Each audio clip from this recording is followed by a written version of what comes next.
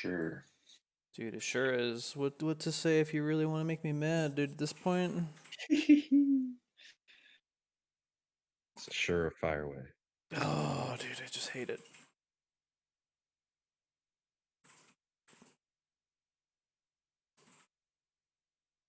Original Evil Monkey. The original. Let's I see. have so many tabs open. There we go. Should be good. Yeah. Iowa's not with us right now. He'll be with us in about an hour or maybe 2 hours. Yes. But let's get some background music while we talk about what all has changed in the last week. What has changed? Yeah, what's different? What's different? We've all changed. A state, man. There was a week-long tournament that Yes. for various people. I think that's the only thing that's like changed since the last time we did the show. For the select few with working emails. Yes. Yes. But people won stuff. But people won. Yeah. Across all ranks, shapes, and sizes. Yeah, Yeah. shout outs I to mean, we only knew Good of Monsoon. Yeah. We Shout only outs knew of the to champion I'm bracket. pretty sure it's Goodmanson. Everyone keeps saying Monsoon. Yeah, there's only one O, but yeah, I like saying monsoon as well. I think you should change it. Yeah, he won a tournament, man. He came in like a monsoon. He didn't come in like a sun. Yeah. Son. Oh, You're yeah. not allowed to make jokes and then have someone cough in the background. It really diminishes it. Alright. Yeah. It was I mean, I wish we could have watched the matches. There might have been like some replays and stuff. I don't know. I know Stout showed his matches. He won the B Cup. I know Sputicus won the what was it? Did he win D? The D cup, yeah. The D Cup. The D cup. The nice size titties and I don't know who won C. And then I know for Europe, Memiot won that. Some good stuff there. And that was a pretty tough one because there was a lot of good European players that actually did enter that, like Harambe Bay and I believe Rain was also in there. So yeah, it was pretty good mix for Europe. Probably Europe's best players were in that one. So kind of nice sneak preview of potentially of the qualifiers for Europe were happening in there. So that was probably the most interesting bracket outside of champions for me personally. Yeah, there were 3 different brackets. One for A and Champ, B and C, and then D and below. And Spoot was D and below, B and C was Stout, okay. and then A Champ was Goodmanson. I told him he was gonna win, and he did it with X. Son of a... Just kidding. No, yeah, Ryan FMTG did put up some of his matches on Okay. He's on, YouTube. YouTube, right? He was up against. I think he beat Kyle, which is pretty impressive, and yeah, there's some pretty good good sets overall. Just haven't really seen all of them. I'd be interested to see what Ryan did to beat Kyle. Then again, I guess if you just prepare for zombies, it's just counterplay at that point. He might have. Yeah, I don't know what he used. I'm gonna guess it involved Tyrants and possibly Ashura or maybe Ouroboros, because I know he's played a lot of Uro as well, and Uro's in a very good spot right now. Yeah, good spot. Very good spot. Good as in strong.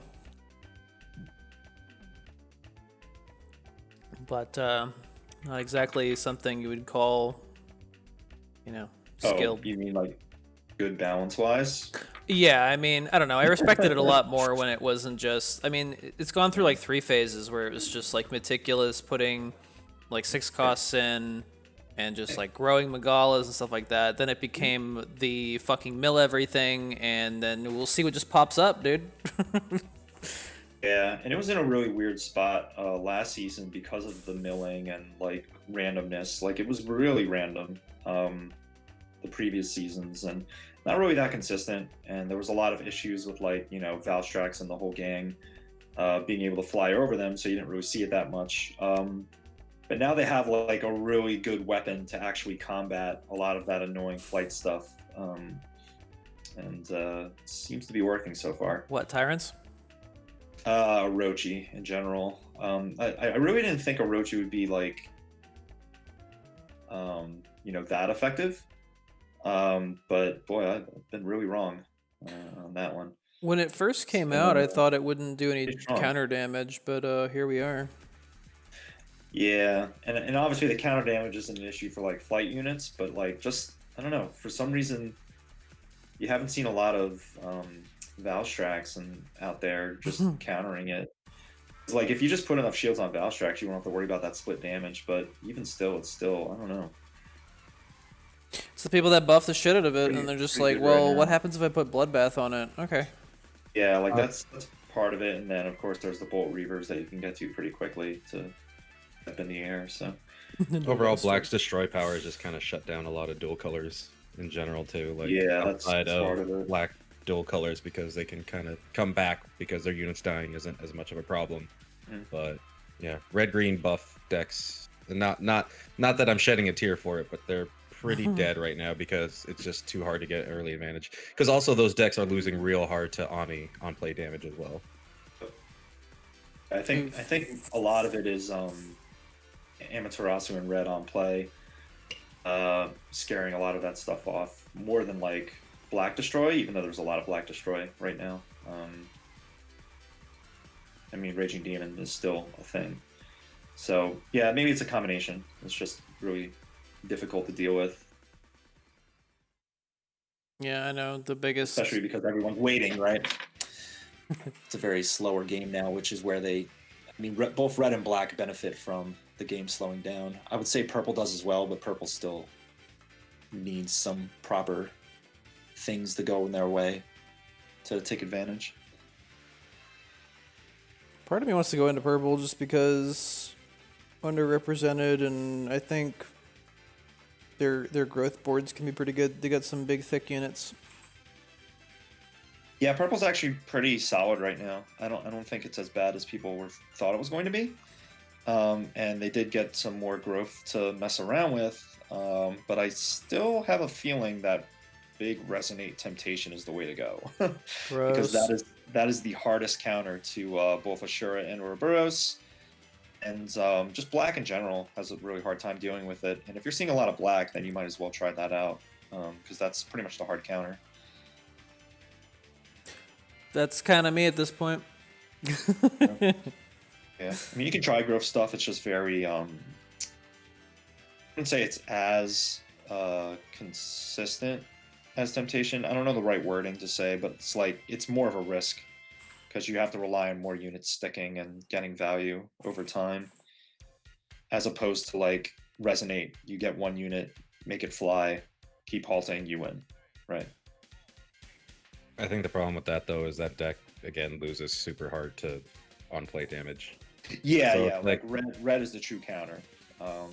So that's kind of like the weird thing, right? Like for the hard counters to Orochi, they're still not even like super hard that it's like a safe guarantee, but it's also they get shut down by the other tier 1 deck. I think red is pretty good overall, though. I mean, you just gotta hope you draw like Axel to deal with Orochi or something to stall. But Axel's really good right now for red. Axel's hella It good. should be like auto included in most red decks, I think. I think it's 150% because of Orochi, but yeah. Even if you don't copy Orochi, there's still some good copies out there you can do. The one mistake I've seen people making with Axel is like copying growth units and expecting them to like have full growth because the unit they copy has full growth. Doesn't really work that way. Yeah, because of the way growth works, it's like there's not too many high cost growth cards because they already kind of assume that you have to play other units. So I'd say the only like really solid copy with growth would be something like Takeda. I'd probably copy a Takeda. Yeah. That's not a bad choice. That's why Axel was so awkward and, in my opinion, bad when he first came out, because there wasn't like a lot of good targets to copy, and if he was copying something good, it might have been a growth unit, and then you have to work even harder over time to actually get value out of them. And if you're copying like a Diablos, you might have just killed yourself, you know. Um, but again, over time, Axel just got better and better, and there's even crazier cards now that he can copy, and of course Orochi being like the best target right now, um, makes him pretty formidable in any deck.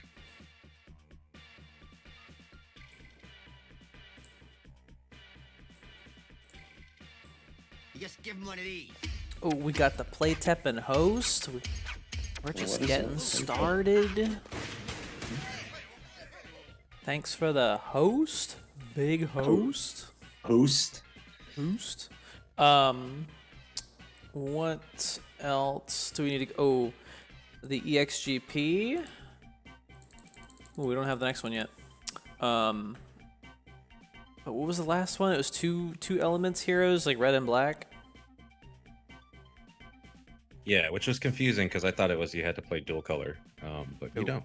Just play red or black. Yeah, I had a feeling, because I didn't get to test it out before the EXGP launched, but it looked like, yeah, you could just do any deck you wanted as long as it had a red or black hero.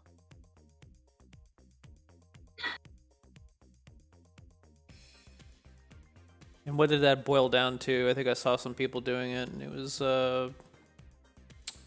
got the Oroches and the Amis.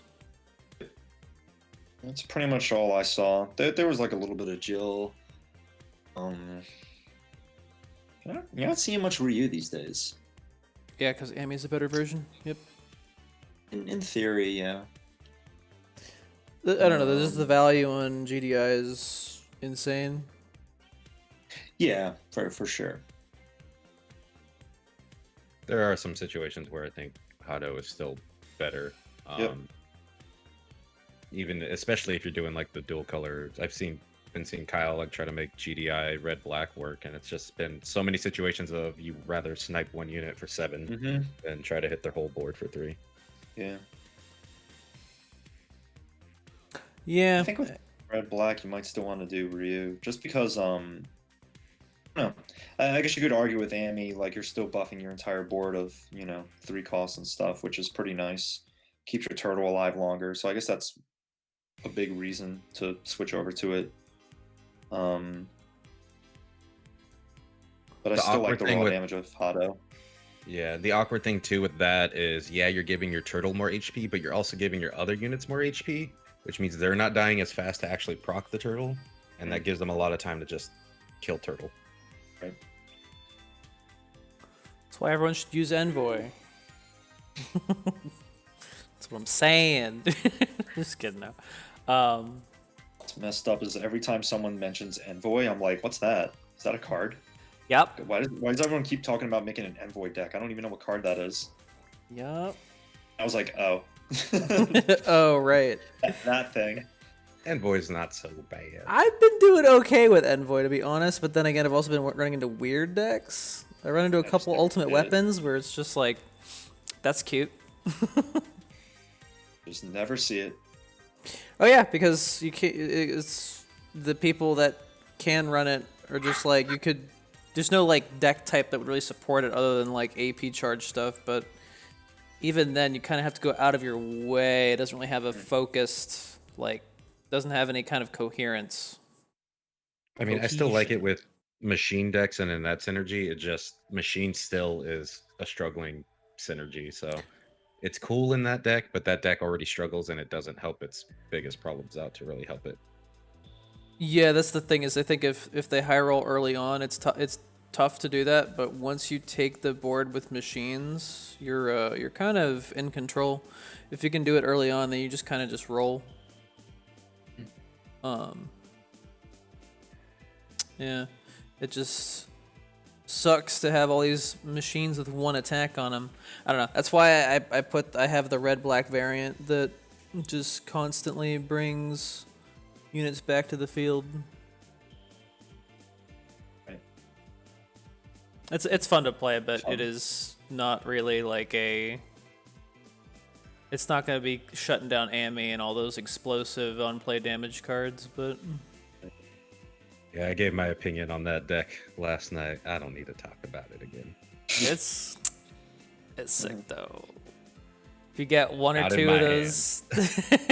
Dude, I showed... Not in my hands where I draw all 4 costs, but and also here's all your Hatred Reborns and defects. Thanks, man. I can't bring anything back. Your losses were so fucking discouraging. I was like, this deck sucks, and I was like the one that pretty much made it. But I go and play a few games, and like, look, I'm like, I won quite a few games. I mean, I lost to Ouroboros because they can fill the board instantly. Like, it doesn't. Like, if I'm not destroying their units, taking value away, then it doesn't really do too much. Then they can just, oh look, the board's filled with Super Tyrants and Orochi all at once. It's like, huh. Yeah, I mean, I also had to admit that I was just running into like the most awful matchups too for it. Like, you don't want to play against Burn Dante with that deck. Burn Dante's weird. I really think that shit's weird, dude. I don't know how that deck can even climb any kind of consistently. Like, how? A lot of random matchups and stuff. A lot of bullshit. Yeah. Just get lucky. Run into certain people or certain decks that you can counter. Help stall. It's getting a little bit more difficult now that everyone's trying to do like agility stuff. Which is pretty much the one weakness for Burn Dante, but yeah, I think the theme of losing with my deck was just Ouroboros is really problematic. Fills the board too quickly with strong units. And the machine like board is all based on like having all those pokes with Hyanard, so you can remove kind of everything that they set out as they put it down. Unless of course we're talking about fucking 2 Super Tyrants and then putting one in the middle and using Bloodbath, and then it kills your entire board at once because that's balanced. the spillover is pretty bad with that. Spill over with a combo. What could go wrong, dude? And it's an attack. And you can assure it. Yeah, it's instant. And it does your taxes. It does your taxes, dude. It just doesn't give mana back. I don't know what the deal is. It's pretty bad that it doesn't give mana back. I think they need to also refund mana. Refund mana for every life sacrifice. Ooh, loses the Denjin too. I think Denjin's another deck. So as long as you're killing units, you're doing well with this deck. But anyway, all I'll say is I'm hovering around the same rating that Izzy was too, and he's playing straight up GDI, fucking Wave of the Future stuff. So I'm like, whatever, I'm doing okay.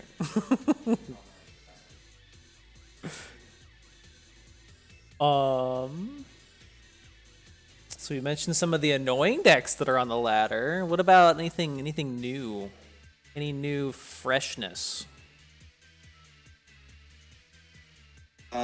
There's ideas that I've come across, mostly involving purple, actually.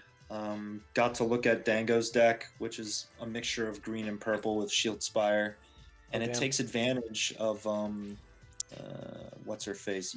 Is it Usagi? Something like that. The 4-cost 1/8 with a combo and agility. Using that and Kenshin, which is the 3-cost that randomly halts when it hits a hero. It also adds attack to like any allies on the board. It's pretty scary when done right. Good old Kasuga. Yeah, maybe it's Kasuga, something like that. And what else does it have? It has like the Mizus, and couple other units, but the rest is just like hook shot, flight, uh, counters, bounces, stuff like that. And it's really scary because it's really fast, and the way the reason that it works so well is because you can actually protect your units over time with Shield Spire, but you can also use evasive actions to like reset. And an evasive on a 1/8, when they're about to die, is actually pretty damn good. Big heal. So yeah, so it's a pretty good Especially- deck. And Danko, I don't know where Danko is right now, but he hit like 3rd with it last I saw. Damn. Yeah, and then I came across like a mono version that Skyridge Zero was using with Zero Inner Demons. That was basically doing the same thing, just a lot of aggressive play with those agility 4 costs, and buffing them with the 3 cost, and then using Inner Demons to either control the board or buff them, and so on and so on. So that looked pretty good too. So yeah, I think purple aggro is in an interesting spot right now thanks to the new 4 cost and 3 cost. Dude, meanwhile, Will's number 1. What the? Was Will still first? Number 1 by 7 points. Nice. Above Kame-san. I haven't been following it all, but I knew he was above like 2100 at one point. Dude, who's this Japanese cat jam? Who dis? Who's our new friend? In the cat jam family. One trolling. Hey, Memiot jam, dude. Spooky no jam, dude. Yeah. Yikes. Yikes. Then you got Marco. I'm glad to see a lot of these icons for the campaign, and then some people that are like, nah, man, I'm not giving up my Nero. Right. Everybody change your icons to the Nobunaga or the Ami, the sun goddess. Floofy How much- boy. I don't know how much longer that's going on for. Not too much longer, but they're giving out icons to people who use them. Even if you're on the Yeah. quote-unquote losing team, you will still get them. So please switch. Yeah, Gucci. So you have the Nobunaga, the purple icon, and then you have the Ami with the gold icon, or the gold border. Those are the 2 like teams that you're supposed to get as many wins as possible with one icon. And whichever team wins, everybody who participated will get a new icon. It's either, it looks like Nobunaga, or it looks like Ami from Sun Goddess.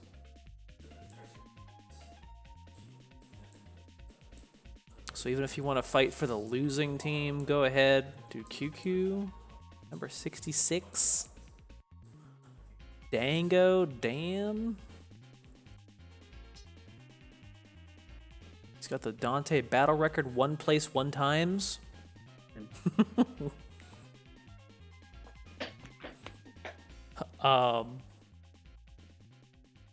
Anything else before we jump into the tier list?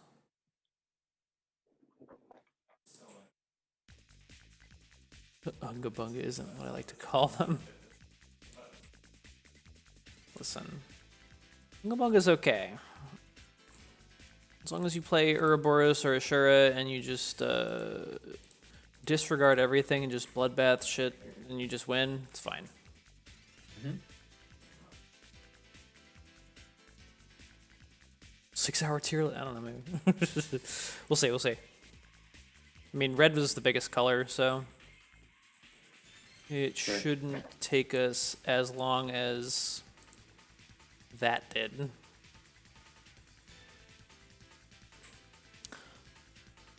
All right, so I guess let's start with. Do we start with actions or units? I always forget. Units. Units. Just like that. Our first one on the list here is Green Imp. I know this is kind of Contentious alright. card. He's alright. He's a fun card, but I don't know if he's competitive. Remember, everyone was freaking out, going like, "Well, green can finally do like seals all of a sudden on a at random." But it's a little bit more. I mean, the thing that you see now with green is they still use seals, and they have to use seals. They're using a ton of seals, but they're using seals that you either can't anticipate or that are hard to avoid, right? Like CC's and Karen are still being played because they are very difficult to avoid, right? They're on play, they're instant, there's not much you can do about it. Green Imp, when played, you know exactly what it's going to do, but it has to die for it to do it. So it's a bit trickier, right? Like the only element of surprise you could do with this card is like wait for, I don't know, 7 or 8 mana and then ascend on it right away. But then you're still hoping it randomly seals the target that you want it to seal, right? So there's a lot going on with this card, but it takes time. I've had some frustration trying to get it to work, but I've also had some pretty hype moments. I think last week I showed off a match that I had with an Ashura player using my Spirits deck, and it was terrorizing him, just the green imps, bringing him back in front of a unit, and then it's just like, whoops, your slow tyrant just got sealed. Just keep putting in front of the fast tyrant. It's like, whoops, that got sealed. Whoops. Yeah, that's going to be obviously one of the best applications of it. But if there's a slow tyrant and an Orochi on the field at the same time, exactly, play this out, like what's going to happen? I posted a clip on Twitter of a Chun-Li that surrendered because they accidentally sealed my gate. Like I saw that coming, and I was like, let me just grow this thing to max, and then sure enough, the green imp died, and it sealed my fully grown gate, and she just gave up. Yeah, like seals are powerful. I do kind of always have to disagree with people when they're like seals are more strong than destroys and they're more strong than like damage and all that stuff. They can be, right? They can instantly like shut down like a big unit that you've been building towards. But this on death, it just doesn't really work. It's not as good as like on death this does a bunch of damage, on death this destroys something, because this can there are targets that you do not want to seal, and it's really bad for you to seal. So having that randomness in there can be really bad, and it has been really bad. It could blow up in your face and just straight cause you to lose a game. And also the fact that you can seal a sealed target, so even if you've had something sealed and now there's another big thing, it could hit that seal again, and you got nothing out of this. God, yes, that happened to me on a couple games. I'm trying to stop like an Ashura unit, and it's just like, it sealed the thing that was already sealed. It's like, you son of a bitch. I was like, it shouldn't do that, but then I realized you can still buff a sealed unit, so it should have to target everything. Yeah, and generally, like, seals are very important to have at that moment that you need them. They're not something that, like, you can throw down and wait for it to pay off later. It's also ironic that this can be sealed off. You can seal off the seal. Seal the seal. Yeah, I'm sure that's happened. It's a gimmick you'd only run in a Spirits deck. Yeah, I agree. Well, actually, I think one might be spicy. It might be nice to have, like, if someone does like an Ascended Kadi and it's the only thing on the field and you block with this, it would be an instant kill. And yeah, stop their thing. But then again, it's very specific. You don't sacrifice that much by having this instead of just a regular 2/4. It's good Ascension fodder. But I would never run more than one unless it was a Spirits deck. At the same time, too, it's still risky Ascension fodder. Like, if like, you absolutely have to ascend. Like, if you have just this and Turtloid in your hand and you're against an Orochi, it's like, well, I need to ascend this turtle. Oh. But... It's when we don't use it at all. It's when we get rid of Orochi and just remove him from the game.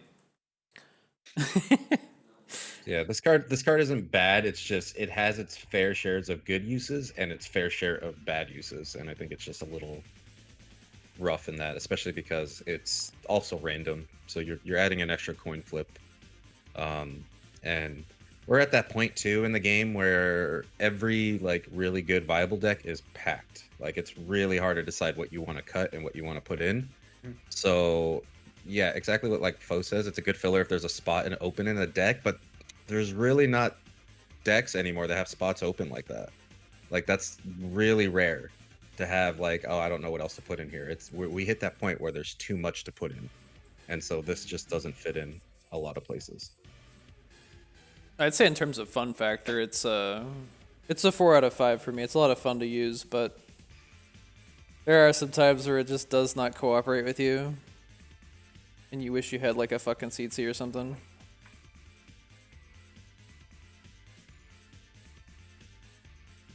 Yep. So for me, it's all right tier. All right. Yeah, I kind of think all right as well. Yeah, it's just all right, okay.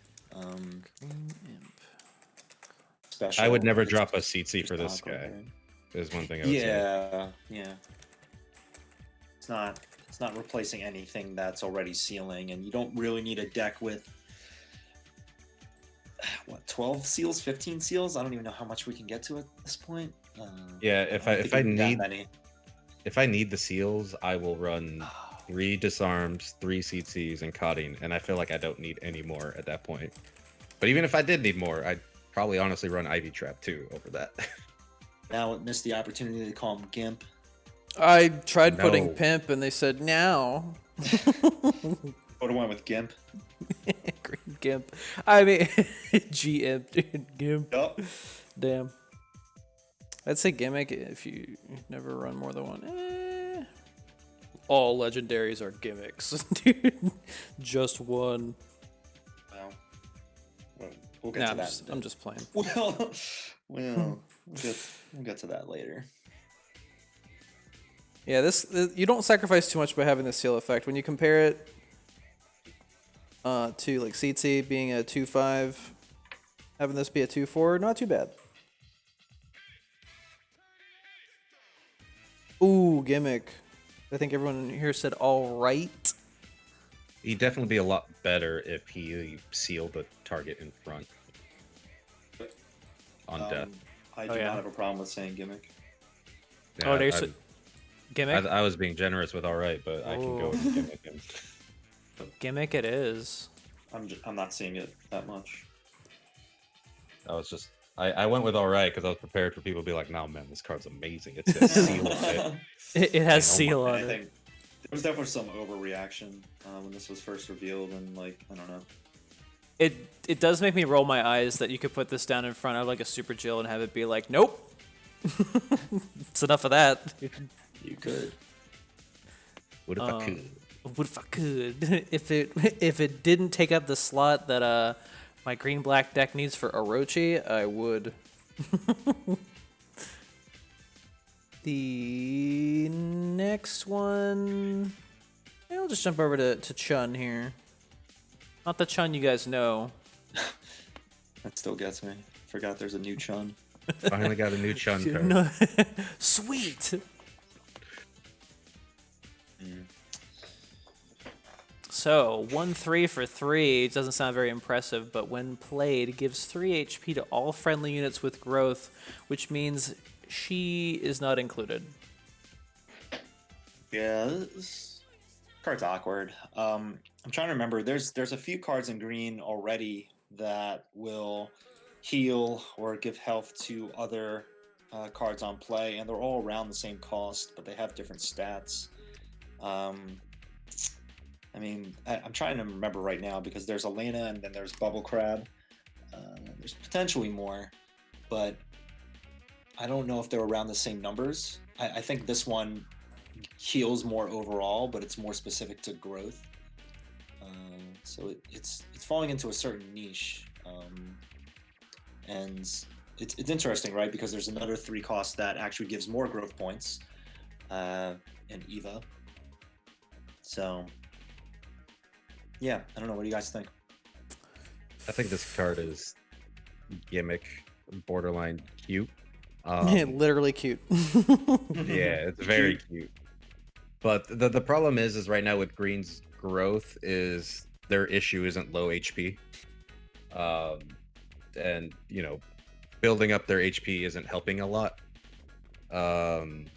And it's also awkward because Green doesn't have a lot of units that are really good to get 3 growth off of, right? Like the 3 points isn't really that great for a lot of the units.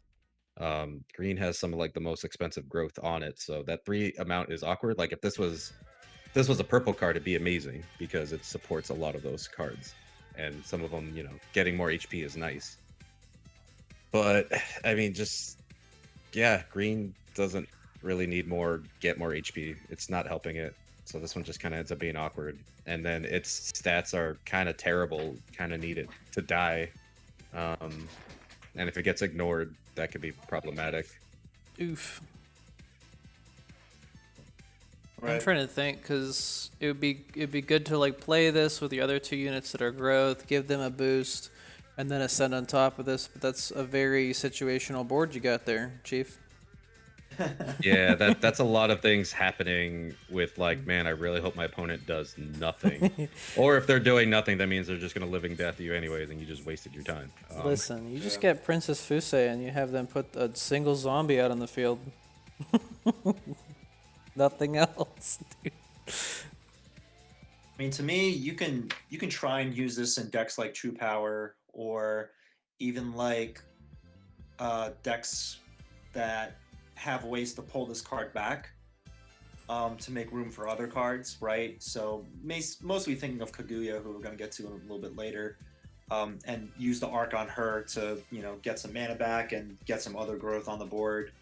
Like there's some cool combinations you can do with this, but I don't think it's really necessary because, like Thirsty said, you have some really tanky growth cards now that are pretty much not having to worry about HP. At certain points, it's not really required to keep healing them.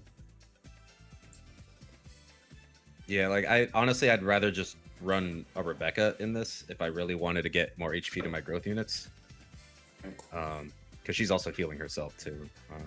That's true. She has more attack too.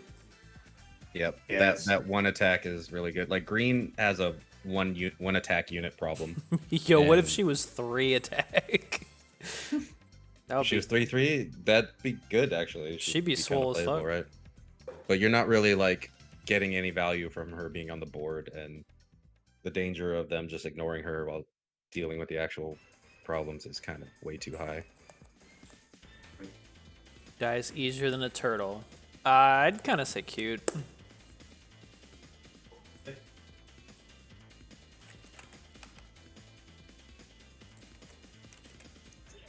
So gimmick or cute is what the vote's for. She does feel like another one of those, budget, beginner-friendly cards since she is common. And if people still don't know how growth works or are just getting the hang of growth, this could fit in there. But then you start to get real cards eventually, like Rebecca, that'll help thin it out. I like to kind of separate the value of the unit with the value of its effect, and I think the effect is around like 2 mana, so on paper it sounds like it's fine, but you also need a specific situation. If it was just all friendly units, not with growth, then you could use it in a lot of different places. It'd be interesting, but growth requires you to have a specific board.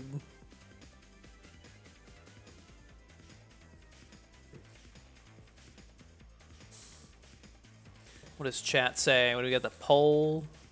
Cute? Yeah, I kind of think cute. You guys okay with cute? Yep. Yep. Okay. And I'm being all defensive with these cards. I'm like giving them all 1 extra buck because I don't want people to be like just hating on it. So you can be green. It's green, disgusting. Meanwhile, dude, this one I like. The Clay Soldier. Ooh. With his sick art, dude, just dancing. So this is a 2/7 for 4, so the stat line is nice and balanced. And then it's basically Nikali, but just for spirits. Yep. I use this card in Coral Spirits, but that's not saying very much because that deck doesn't really have a lot of oomph to it. It could be very nice if you put in some Ascension that Spirits don't have, and get yourself some MP.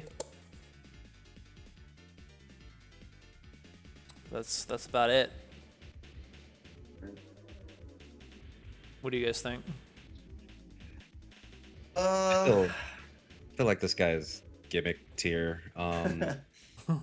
Mainly because Spirits already is kind of like a little bit in a rough spot. You kind of have to play black if you're doing a Spirits deck right now because they have the best Spirit support. The fucking But usually those Spirits, decks get better by doing dual color too, so he still fits in there. But from all of the like Spirits that I messed with black, I feel like green was kind of the weakest to throw in there. Just because the seal one being random and could potentially be bad for you. And this guy, while it seems like it could pop off really hard, it's just not as much value as you get from like, the other spirits that have the other 4 costs that just kind of give you actual more board control. Between like the one that's doing damage when one dies, or the minus HP in black, even the one that's getting plus attack, that one could get really scary out of hand. Whereas the 1 MP one is just doesn't work very well. I think it would be better if you could play it in mono, but you wouldn't want to play mono green spirits. But with your 3 a spirits. lot of yeah, and a lot of times you're not getting value out of that mana playing dual color. It's the same reason of why like Yawn is really awkward in dual color, because MP on death when you're capped on 5 MP can be really awkward. Oh, they only have 2 spirits, don't they? Yep. Disgusting. Yep. So it's really difficult to evaluate with monocolor in mind. It just doesn't do anything really. You'd rather play Nikali overall, and people aren't even playing him. Really, you're just seeing Yawn still, right? So there's your NP on death, right? And that's more than enough, because I don't know. I don't know if green needs to return that much mana. Like, they have a new way to do it, and that's seeing some play, but overall you still get Yawn, and you're still pretty okay with that. Like, you're not really hurting for mana at a lot of points if you're green. It's more about just getting, proper board control and board presence than anything else. At least it's not in Yes. black, am I right, guys? And This- black would be pretty interesting. It'd be problematic in mono. It mono would. black for sure. It's just, hey, yo, man, you just think that? Have some MP about it, chief. Buck up, kiddo. I think if that's then again, you need the black card for that. I'm thinking like my Coral Spirits deck, like I have that black spirit that when it dies, it gives another one attack. It's nice when this gets 1 attack, then it gets some serious oomph, but 2/7 by itself is just only standard. It's only all right for me. But in its color with no other spirit support other than the green imp, I'd probably say it's gimmick or lower. It's probably stuck as a. I'd probably have to vote gimmick, just because it kind of forces you to play dual color.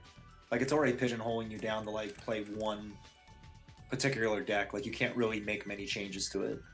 Like, it has to be with spirits. It has to be with, another color, since it's either this and green imp or something else, right? So it's Yeah, Pretty I wouldn't want to tricky. put it lower than gimmick though, because it does have pretty decent stat line for a 4 Numbers drop. are good. And Yeah. so if more spirits show up down the line in green, this could potentially become better. But yeah, right now it's just a gimmick. Yeah, making a spirits deck for Coral. By the way, there's the polls up there. Making a Coral Spirits deck, it was like the first thing I gravitated to was just, all right, splash black in there. And I kind of took for granted how many tools are in black and how just only 2 types of spirit. I thought there were 3 at least. Crap. That's unfortunate. So yeah, he just doesn't really have much of a family to help right now. On green. Not in green.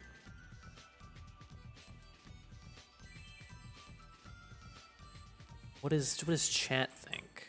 Gimmick? Yeah, it's gimmick. Could be good. Could be interesting.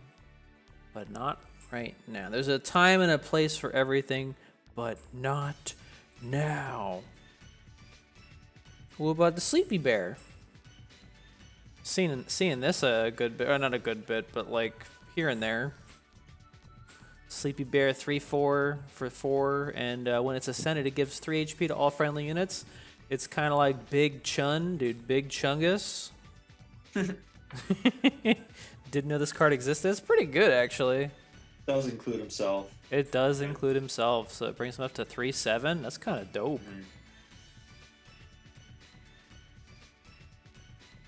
Yeah, I haven't got to mess with this guy a lot, but I do like him in theory.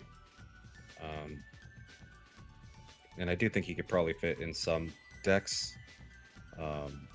Green is really close to getting some cool stuff with beasts, but it's just not there yet. But I do see him like potentially getting better with that as that goes up. I might try to want make a deck with coral mono green beasts, just because there's like these things that keep popping up here and there that I'm like, oh yeah. There's stuff for beasts out there.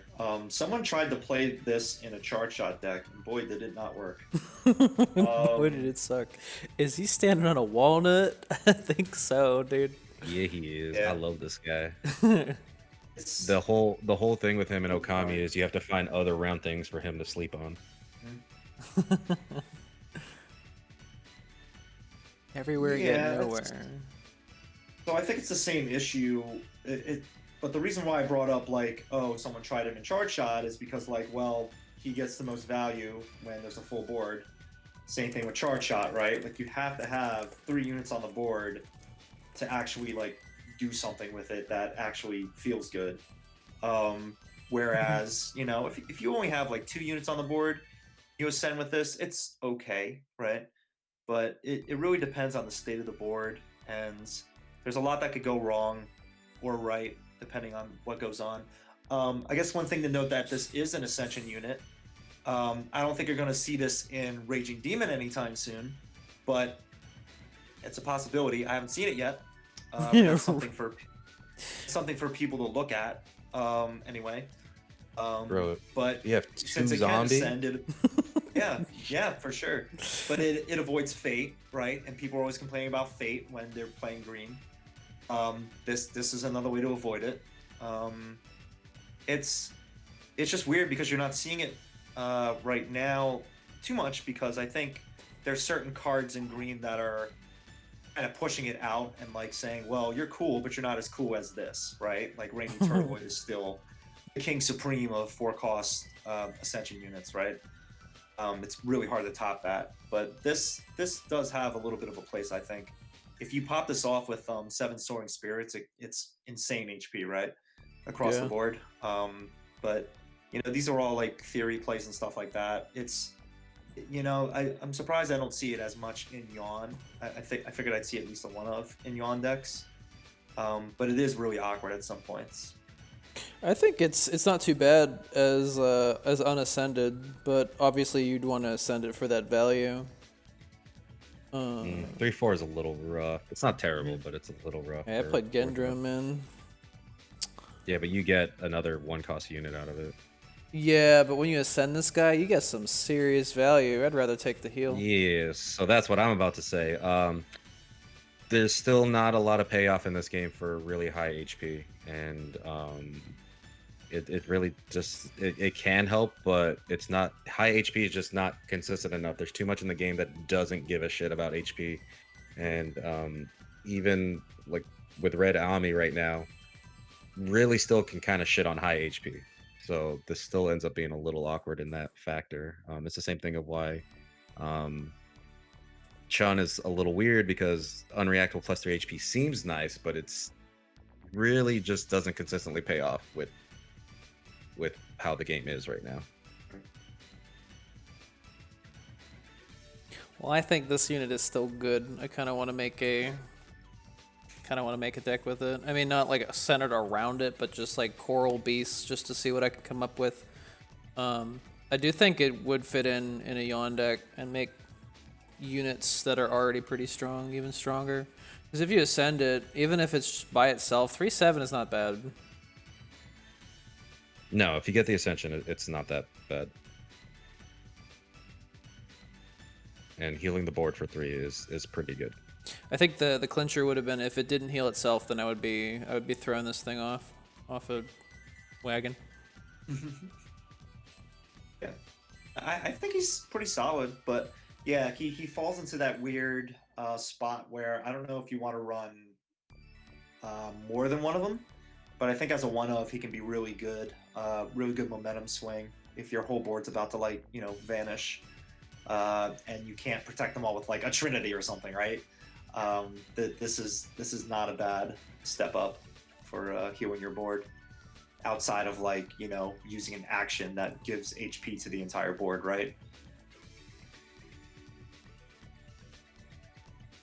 Yeah, the total value of being able to just give 9 HP to your whole board, that's nuts. But mileage may vary and such and such. Yeah, I mean, it's also difficult because you already have to have a full board, right? So you can ascend on top of. So that's where it gets really tricky. Catch. I think to get the most value, I'd still gladly play this with 2 units getting the benefit, including itself. Yeah, that's a lot of lost value, though. Depends. It becomes a 3/7, which a 3/7 for 4 I still think is fine. So anything extra on top of that is pretty good. It's not Turtloid, but Yeah, that's few that's the things are problem, right? Turtloid. 3/7 doesn't sound bad, but then when you compare it to a 4/10 with spillover. If this gave your Kaguya 3 extra HP, if this gave your... What other unit would you want to give a little more HP to? Fucking Sakuya, dude. Good. Now she's got 18 health. Son of a Still bitch. doing nothing. Listen, was that an Izzy stream where someone tried to block with it? It was like SMH. Yeah, dude. yeah. Fucking- That was- Oh boy. If you send this with 7 Soaring Spirits, would you get the 4 or the 7? What do you mean? You would get 4 random going to the board and 3 to everything, or 4 random for between board and hero, and Yeah. 3 to the board.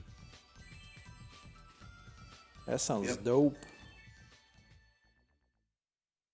I think they kind of expected the healing factor to be important for combating Orochi. Like, if you just keep the field healthy enough, you can just wear him down. But that's very like wishful. I don't believe it, because that's a lot of thought going into it, and that means if they put in a lot of thought into that, that means they just completely forgot about Uh-oh. Bloodbath Bolt Reavers. Yeah. We can put up the poll though. I think it's. I'll say good, but I'm leaning towards all right as well. Yeah, I'm between good and all right with him. Theory crafting, he can be good, but from what I've seen, how I've seen him use, and even messing with him just a little bit, I haven't messed with him enough though. He definitely feels more just all right. We got the pole up there.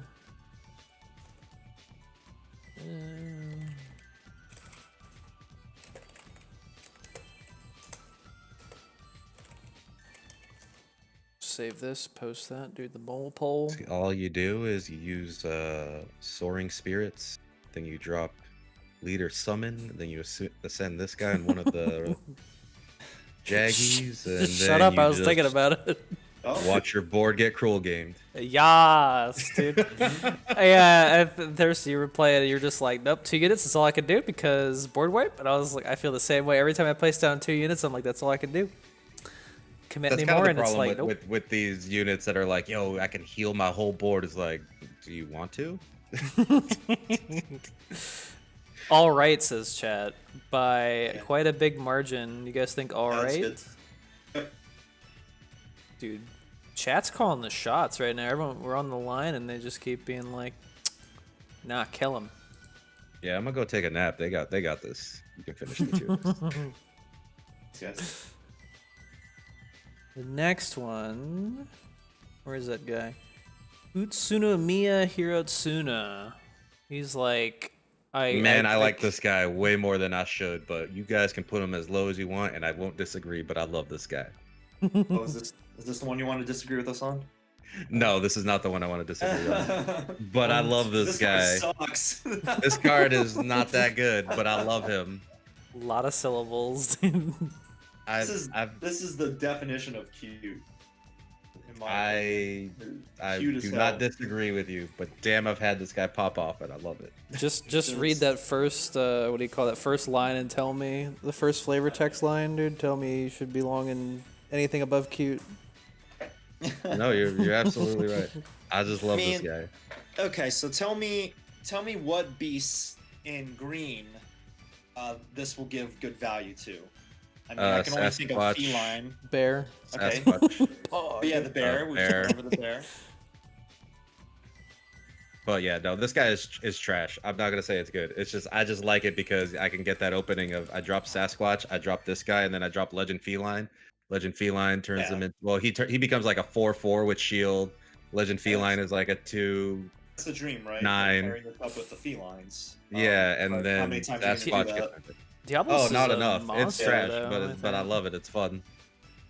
No, Diablos is monster. He can't buff Diablos. Right. But There's a no, lot of it- good green monsters, but this isn't buffing monsters. Yeah, +1/+3 unreactable is really solid, but yeah, like I said, there's not enough B support. There's some good stuff. Like he's also really good with Jamba too, who we haven't got to. Oh, we'll get there. Yeah, a so there beast. are cards. The only problem is that he's the only B support card, and that's why it kind of falters. That's why I'm saying Beast is close to there. But there's no other support. This guy is literally the only B support card in the game, I believe. I don't think there's Crazy. another single one. So that's the only thing that I think is holding this guy back a lot. But I do like that because there are some solid beasts in green. Green is the heavy beast color because I also like getting him to pop off on an ascended Rikuo. Turning him into a 5/8 with spillover. Rico seems good. Yeah, so it's like he works for a lot of good things, but the problem with him is that he's the only card, so it gets really awkward because you just need to like draw him and some other things. It doesn't work very well.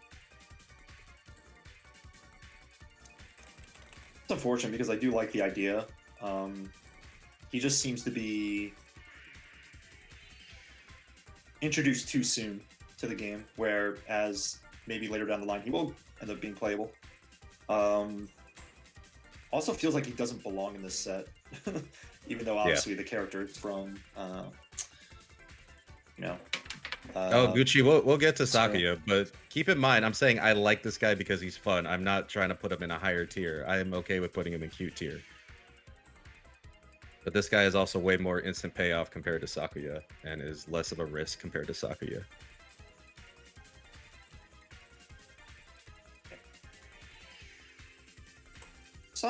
There's some tribe cards in this set, but it doesn't seem like they really wanted to put a lot of focus on tribes this time since that was in the previous set. But it's interesting that they still want to do more tribal stuff going forward, like this. Y'all playing the Beppin or talk about the Beppin? Hmm. Cute. This guy cute. Yep, cute. Cute.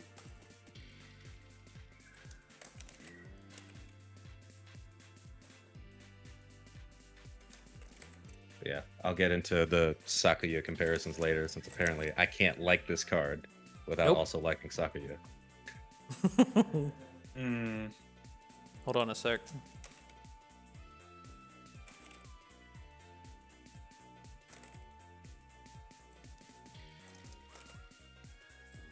Gucci can't understand because he plays red. He doesn't understand that there is value in getting something immediately versus putting something down and waiting for something to happen. There's a reason why he doesn't play Legendary Jill as much, because you put her down and she gets fucking murked. This is a beast with good growth. There's not too many beasts with growth. We got Jambalaya coming up, but Yeah, Jamba's fun with this card too. But again, since he's the only B support, it just sets you back to make a. Oh yeah, Legend Jill Used bad. to. Oh. Listen. As long as Raging Demon's in charge, I'm pretty sure Super Jill's dead. Everybody vote, dude. This poll's important.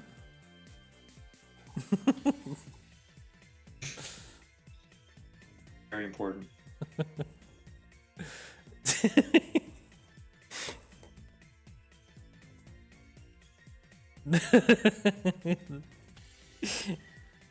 No. Cute? No. That's okay. That's alright. He cute though.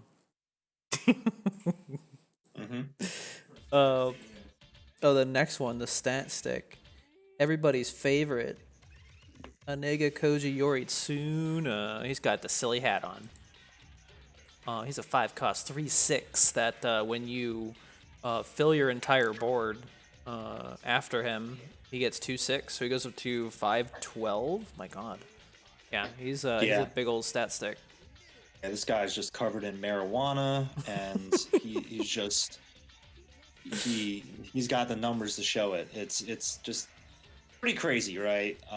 Obviously, the growth requirement is quite lofty, but it is only one level, so you know who gets to benefit the most off of this. And I do actually Akuma. like Asakuma. I do like this card a lot, though. I think it is very underrated and slept on. You do see him in True Power, of course, but it's not bad, for a 5-cost, and you obviously have to use the hero art. You can definitely get this guy to pop off, and 5/12. Granted, it's for 5 MP. That's not too bad, It's not too bad. You could bombast him, yep. Oh yeah. Just that That is that another stat benefit. stick is crazy. 5/12, get in the car, dude. This guy is killing Tanky. it. It's close to Diablos tier at that point, and Diablos, of course, is a legendary, and there's no downside to playing this guy. So it's kind of interesting when you compare the two, but I guess this it isn't wouldn't be too necessarily power bad. creeping Diablos. It's just another tank that green can play. I guess it wouldn't be too bad if you played a small unit after this, and then if you had like the free mana, dropped like an awakened power on him or something. Yeah, I've been able to grow him like fairly decently too outside of True Power because his stats aren't bad, right? Like 3/6 does give him a little bit of time to live against most things. I like him a lot. He's sadly just not working in the meta right now. Green went really hard on getting big stat sticks pretty quickly, but that just keeps losing to a lot, and it's sad because I really like him. I think he's really good. He's actually in a tough spot as a 5-cost for obvious reasons. Yeah. Yeah, the 5 cost it just makes him a little awkward. I mean, it's really like True Power's biggest problem that it's always has, and it still kind of has, is the high value units are at that 5 cost, and you need to make that combo play. And if you lose that first exchange, you're pretty much done. And it's really easy to lose that opening exchange. Playing a lot of Ami, I ran into a lot of True Powers, just like dropping that guy and growing him immediately and putting more on the board, and I was still really easy. It was still pretty easy to melt that board with 9 mana, just by dropping like Rashids and Isuns and then using GDI, and that was it. And they lost because you can't come back from that. Sounds like fun.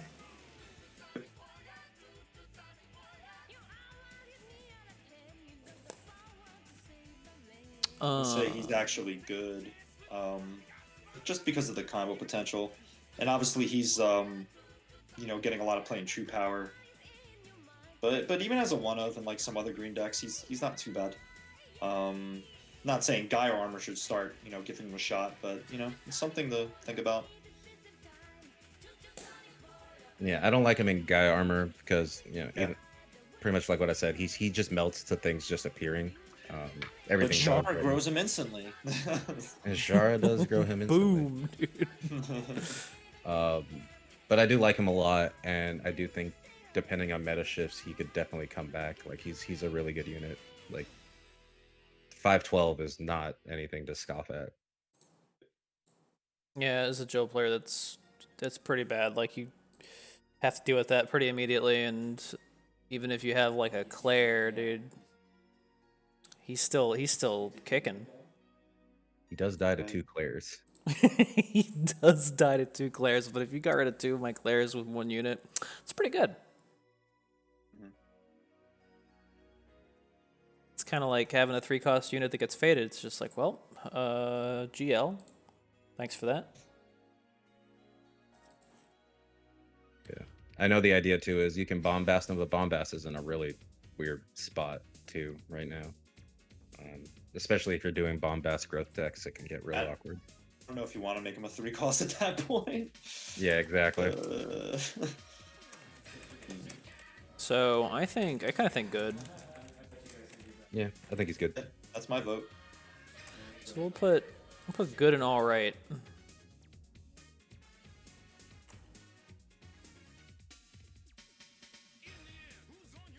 Dude, he's got your back though. He's just wearing all of it. Good. Everything's Weed good. Man. Weed man versus with the Weed. big knife, dude. It is a big knife, isn't it?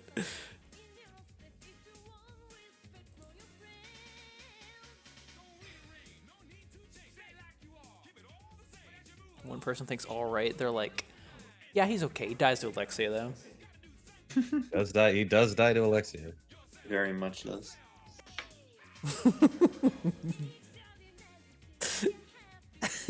Why did it try to block that? Drug dealer shit. Come on, bruh, dude. It was like, do you want the specific cluster of words? Do you want to allow that in your stream? Yeah, I guess.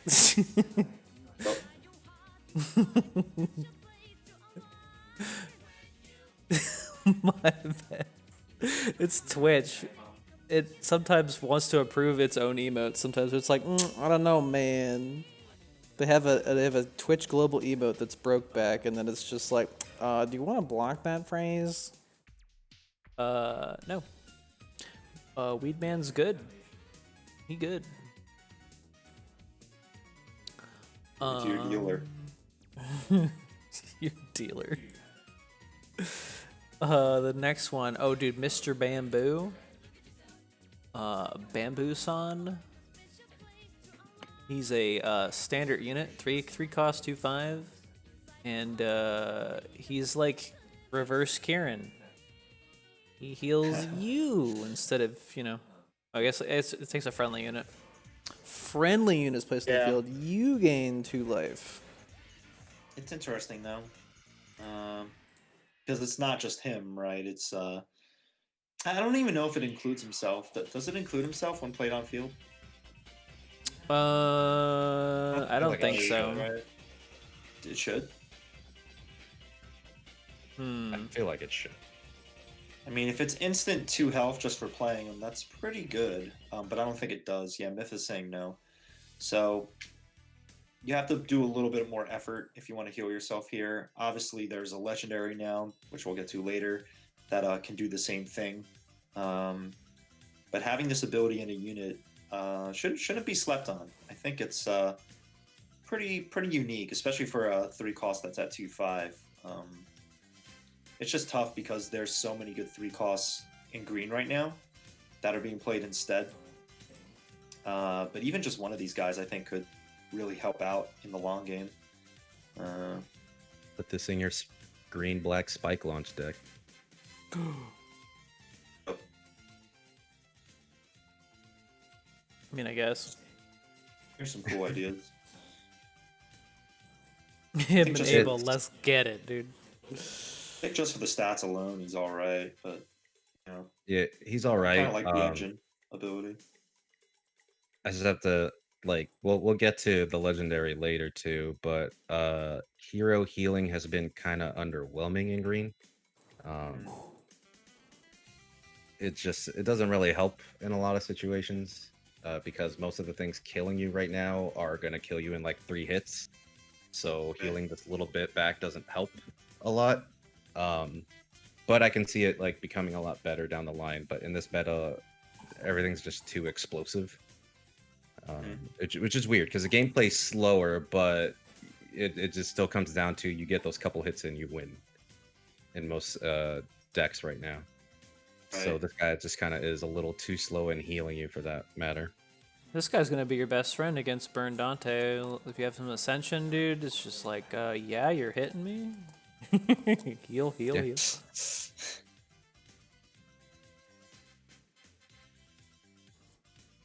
Yeah, it's Yeah, just not strong enough.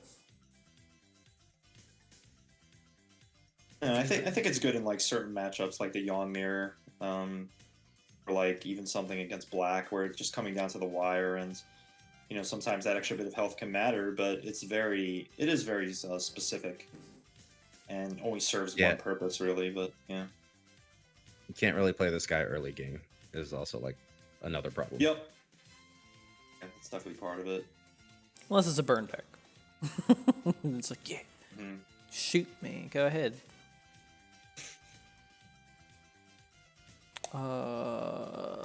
Let's see. Put the I think poll he's up. alright.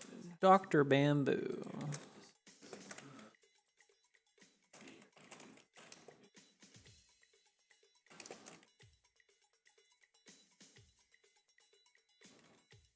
Now, if you could overheal, this guy would be godlike. If you could overheal, then selfish predation would be amazing. Yep. Let me drop 3. Let me do spreading infection and then use 3 selfish predations. All right, let's go. 51 HP. I got this. Cool. Put good, alright gimmick. Dr. Man Boob, dude. Whoa, dude. Grow up. Grow up, dude.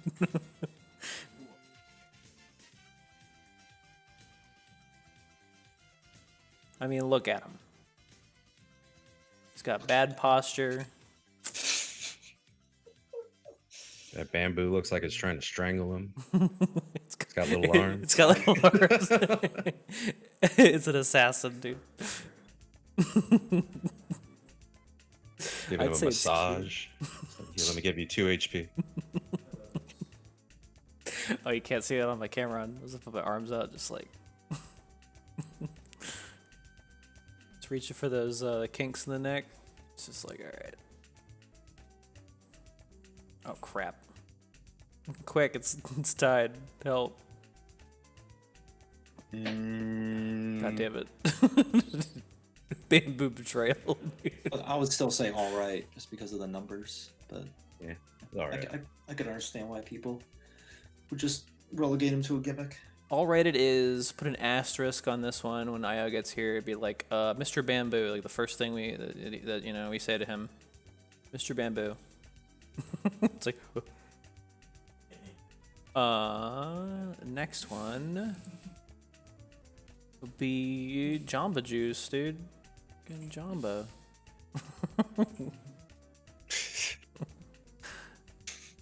There he is. This is the reason why we went for green decks. We needed this. 3 cost 1/6, dude. Growth of 3, so you need to play 6 mana to cap him out. He grows to be a 2/8, and he has counter damage +2, so that when damage is coming in, he'll shoot back a 4, which is actually pretty good. Till they get crushed. It's not too bad. Crushed. But I think this card's great just because it's something that green really needed, which was cheap growth units that are decent, but also like cheap to grow, cheap to play, and actually get decent. And that seems to be the theme with this set too. 3 costs that have like 2/7, 2/8 stats. And I was a little worried that green wasn't going to get that because this card wasn't revealed.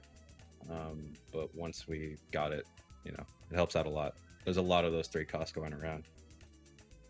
Oh, Vindy, I want a draft mode. After I heard what a draft mode is, I was like, oh, I'm on board with that. I want that. So this is a bird guy that's got a tiger little apron, dude. He's I should take the picture away. He's he's he's pretty good. Another thing for the beast deck that I want to make. And I love him in green purple growth. Oh yeah, that's kind of dope. Instant attack. Just kidding. No. Just because he helps for hitting those growth counters that you need really well. Like if you're using Stone and Sand, which you need 5 growth. And Susano helps out a lot with that. And he's that 3 cost, so it's really easy to grow him. If he's fully grown, he trades with Super Tyrant. That's kind of dope. It's pretty crazy how this card can get. He's like, I'll mess you up.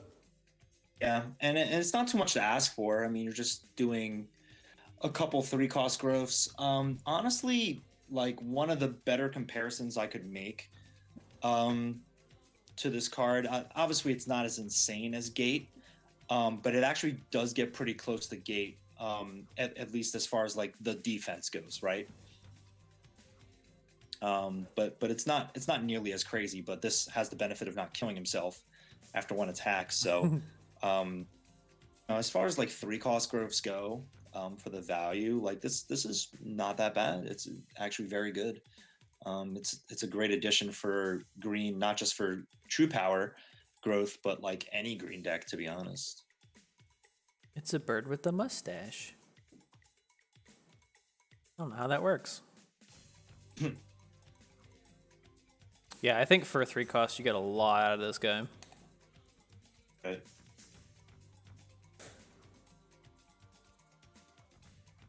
I kind of think good or great.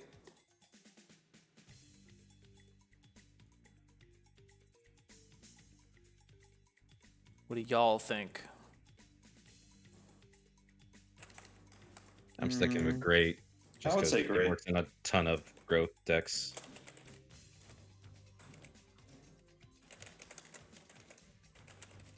Great, good, all right, dude. Jambalaya.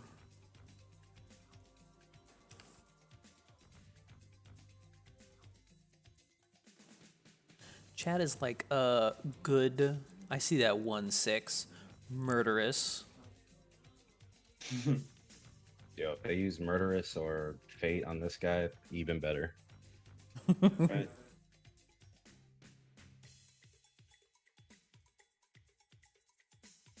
Good value unit in green that doesn't act under the assumption that they have like extra mana, right? Because there've been some cards that I feel like they're just like they give it a little extra like cost for green because they're like, you have mana ramp. You're fine. Mana green We'll tech. give you these bad units because you have mana ramp. It's like, but then we just have bad units. Mana green decks need an early tank like this guy. Yes, actually, because we don't actually. There aren't that many good tank 3 costs outside of Feline Yeah. in green. That's kind of like always been a little bit of a pet peeve of mine. That green is the high health color, but every other color had a higher HP 3-drop, with some crazy effects attached to it too. So that's why I was really happy to get this guy. Still dies to Alfred though.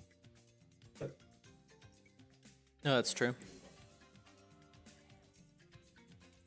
Definitely gonna try and put this in a coral deck.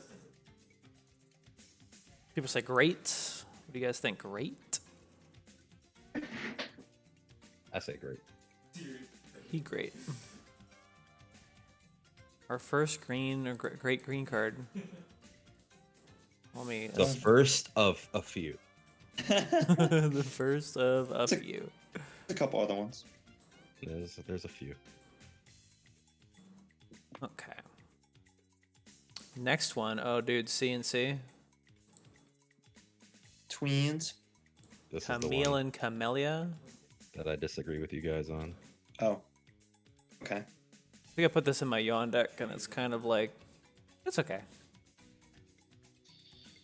I ended up being pretty disappointed by these gals. Mhm. I did try them for a while. It's just very difficult. Even as a one of in a yawn deck, it's pretty awkward. Oh I shit, maybe didn't I agree with really you guys. didn't really see it coming until I like actually tried it out. But I had to drop them eventually. It's just very difficult to actually fulfill that requirement because they're obviously human. There's a lot of humans, so you have to rule those out. But then I think the main problem is there just aren't that many dual tribe cards. You know, if there were more dual tribe cards that weren't human, this might see more value. Fuck with a very specific combination if you want to like actually get this to work. Here's what you do: you put down Jumbo, you put down Nero, then you put down this card. But then that Nero gets kind of screwed from showing up early. Yeah, he still gets 3/7. He's fine. Yeah, that's part of the issue. Like you're getting him back up to 4/8, but like you could normally do that. You're just other doing it in a different ways, order, so, dude. I don't know if it's really worth it. Yeah, that's basically the issue. I mean, couldn't 2/7 for properly 4 use isn't bad, but I don't know how often you're getting that 2/7. That's the issue. Yeah. It's also not bad, but that's a stat line that's attached to a lot of 4 drops that have other effects that are really nice to go along with it. Okay. Without like potentially getting like really bad stats along with it as well too. So okay, I thought this was the one we are going to disagree on because I know I see a lot of talk of this card and a lot of people say they like it and I just don't get it Not good. because it's just awkward. Don't worry. I know when I saw Mallet playing it and I saw it like go off sometimes, but also I saw a ton of times where it was just sitting in his hand. Because Waiting, it's dude. super specific. It's super specific. And like the point that I made earlier is we're at that point where every card slot is super important in your deck if you're trying to keep it really tight. And you look at original Yawn, there really wasn't anything I would take out for this.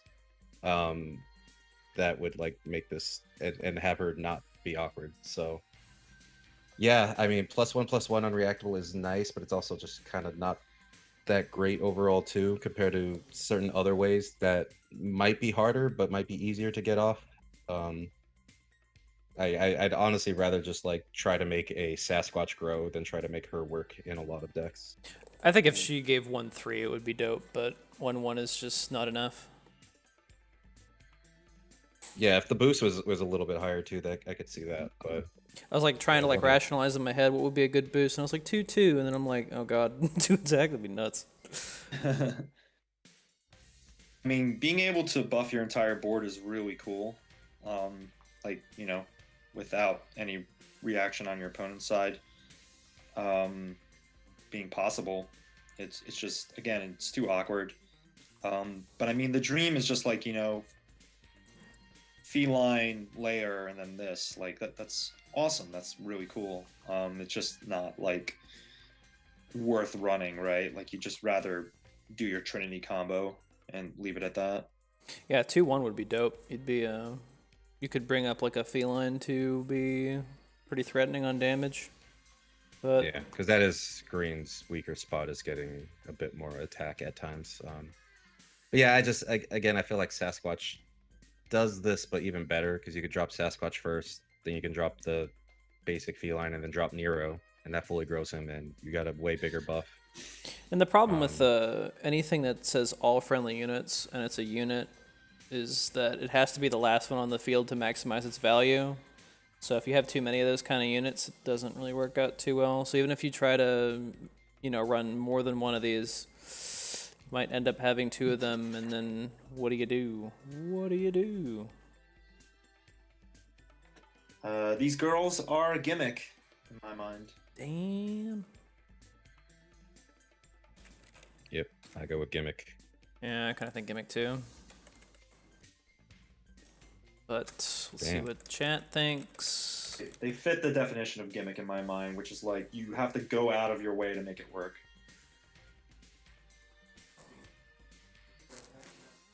What was I playing Yawn? When was I trying? I think it was when you were practicing for the tournament. Yeah. Yeah, I think it's good if you have the right setup, and then it's like even when it pops off, it's kind of like it's not like you don't think back on a match and be like, yeah, dude, I won just because I played that card. It's they real sight. Site. CNC Music Factory. See, that's why I was confused when Mal was like, I'm gonna use my try hard deck, and then I saw this, I was like, nah, he's not doing that. Oh, no. It was yawn, but I put a couple new things in, Yeah. and this is one of the We new thought it had things. potential. Some things you just have to try out to. I think I had it in there as a one of, and it's fine as a one of. Yeah, like at best it was always going to be a one of, but even then it's just kind of a brick at times. This is very unfortunate. Oh, then you got this guy. This guy's Trouble Incarnate. Mogami Yoshiaki. I love this guy. This guy's great. Hate this guy. This guy's fantastic. Guy's dope. He becomes an asshole once you get 12 growth in him. 5 cost, 2/6. Already has Dude combo flipped on a ons. banana peel and is falling with style. He's also Guys- got pants, dude. And he's got Guy's Otomo's pimp pants. cane. You know, it's alright. A sharp pimp can, dude. Growth 6. They decided, I don't know what they were on, but when he levels up, better just gain 2 shields, dude. Okay, well, whatever. Fucking dope. So that helps him stay alive, and then the second growth level is he becomes 3/8 with agility. What? Agility combo? Pretty good. It's pretty great. I'd say that's a great card. I'd say I hate seeing this whenever I see True Power. I'm like, no, actually. I mean, luckily he has the 2 levels, right? So it's not like you can drop him with true power and be like, ah, shit, that's fucking coming full steam. It's still really good. But then you do have to wait for that second growth, so. I don't play removal, so getting those 2 shields is more than enough to get that 6 MP. Yeah, yeah. I'm thinking of like overall for everyone though, not just the Jill players. I know, I mean, like, in general, like, when I run stuff, I don't run as many destroys. Even in, like, Manifest Destiny, I focus a lot on, like, filling the board and maintaining the board. So, that's one During thing a pandemic? What the? Removal? This economy. No. I mean, but for real, though, I fucking, even with the Envoy deck, anything like that, I'm not, like, spitting damage everywhere. I just kind of, like, get strong board. So I remember someone played a Leon, and I was like, I don't have any way to remove that. I'm gonna have to chip that down. It just kept killing my units, and I'm like, this really hurts. Ow. So He's pretty nutty when He is. everything goes right, and he's definitely a true power staple. The growth 6 is awkward because Awakened Power will not give him a level up, since that's 5 growth points. it's true. But with the right combination in true power, you can bring him up pretty fast to that max level. And yeah, he's actually really good in a lot of meta matchups. Obviously, Red hates him because double shield. He can actually pester Orochi pretty well too because of those shields. Like a blocking Orochi actually gets chipped down pretty fast with this guy in front of it. So, that's also something to consider. The But pre-equipped for the other reasons, combo as is good. yeah, exactly. And for the other reasons, as his growth counterpart, that's also a 5 cost. He's just kind of fits that awkward spot, actually costing 5. So black doesn't really care about him in a lot of situations. But it's still very strong in the right combinations. He's also a fantastic glare of contempt target. Yeah. Oh, Yeah, you God, give him Pierce with no. either the lightning kicks or the glare, and you're looking pretty good there. Yeah, it's disgusting. Yeah, this guy's great. It's fantastic. Yikes! If there has to be a God card or a Kami card in this set, it's gonna have to be one of the next like 3 or 4. Just give him one of these. Dude, Yo, Kyle Kyle. finally gave it a rest. Just kidding, no. Kyle was stealing our viewers. I think, But yeah, why they made him 6 growth? That's specifically because of Power Awaken, right? If you could Power Yeah. Awaken him, All right. it'd be a little too busted. Ninja 15 just Um, qu'une forme But I also de think soupe anything pour 3 higher months. costing that, if he was 7, would definitely actually not be that good. Because it sounds silly, but that 1 extra growth point does make a lot of difference. I mean, playing 2 3s to grow them first is pretty nice. Or 3 and an action that we will get to later, a new growth action. There's a couple ways to grow by 3 in green that we know of. Yeah, so he does fit really well, and he's a really scary early game card when he does get the right combinations. Well, first of all, I want to say He can win games thanks, pretty fast. thanks Nom for the sub, dude. The comment, the text to speech, soup. Yeah, this card is a problem against red, man. This is a scary boy. He's got armor on the inside, dude. He's got the fancy coat, but he's got that armor on the inside. The 2 shields. I kind of think great if not God. Well, This guy, I can't put this in God tier. I think He's definitely great. he's just great. Yeah. Even saying, shits on red, but he doesn't even really shit on red like that hard. Like, he can, but red has enough ways to shut him down before he gets out of hand. That's kind of what I mean of, like, at least you do have to grow him. So there are a lot of decks that can kind of stop him before he gets out of hand. Yep. oh yeah, Shmo is the best part about that. Just I keep thinking in Awakened Power gives 6, it gives 5. Yeah, if it was Fairness. 5 growth, he would potentially be God tier with Awakened Power, but because that's not the case, can potentially get shut down. When this guy gets going, man, he's scary as hell. Desperate Act gives a quick 6 in, dude. And the fact that it's And he just block. if the combo and agility things were swapped, it would be entirely different. Having combo early allows him to not, like, if it was agility on base, he would be rushing and it would be harder to grow him in time, but combo first is great. Yeah, just built-in combo makes him scary off the bat. Pretty similar to Rashid, stat-wise and ability-wise. Of course, Rashid's nuts as a 4 cost, but this guy gets to do a lot more than Rashid once you get the growths off. So, yeah. Green Pants Man. I'm gonna put God in there just as a thing. I mean, took my. Just saying. Do you guys see that poll? Did I put that poll in, right? I don't see it. I don't see it.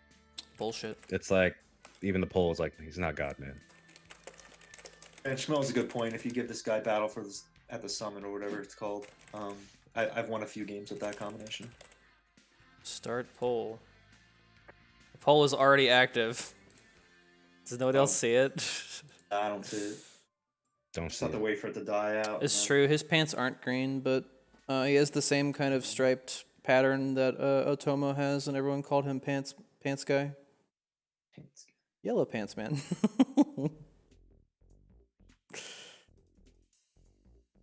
Well, if you guys don't see a poll, why don't we just hear it in chat? That's so weird. Most of chat was saying great. Oh yeah, I need to pull up the chat bot because I was actually missing out on some of the chat last time. Like OBS was not reporting what was actually being said. That's And making me most very of the sad. chat's just saying great. I don't see any other options. Everyone in chat is saying penguin. I don't know what the deal is.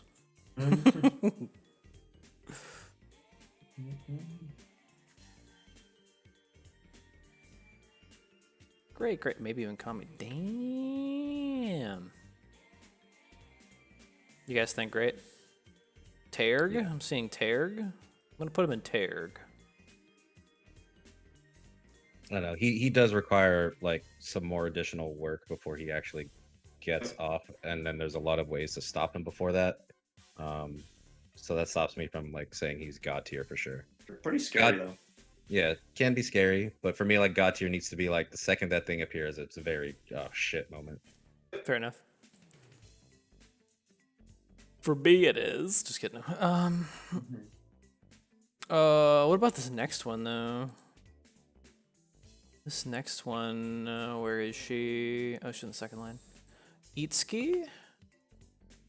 Girl with a big hammer. She got the heavy penetration. She got the overwhelming. The ascension for 2-3.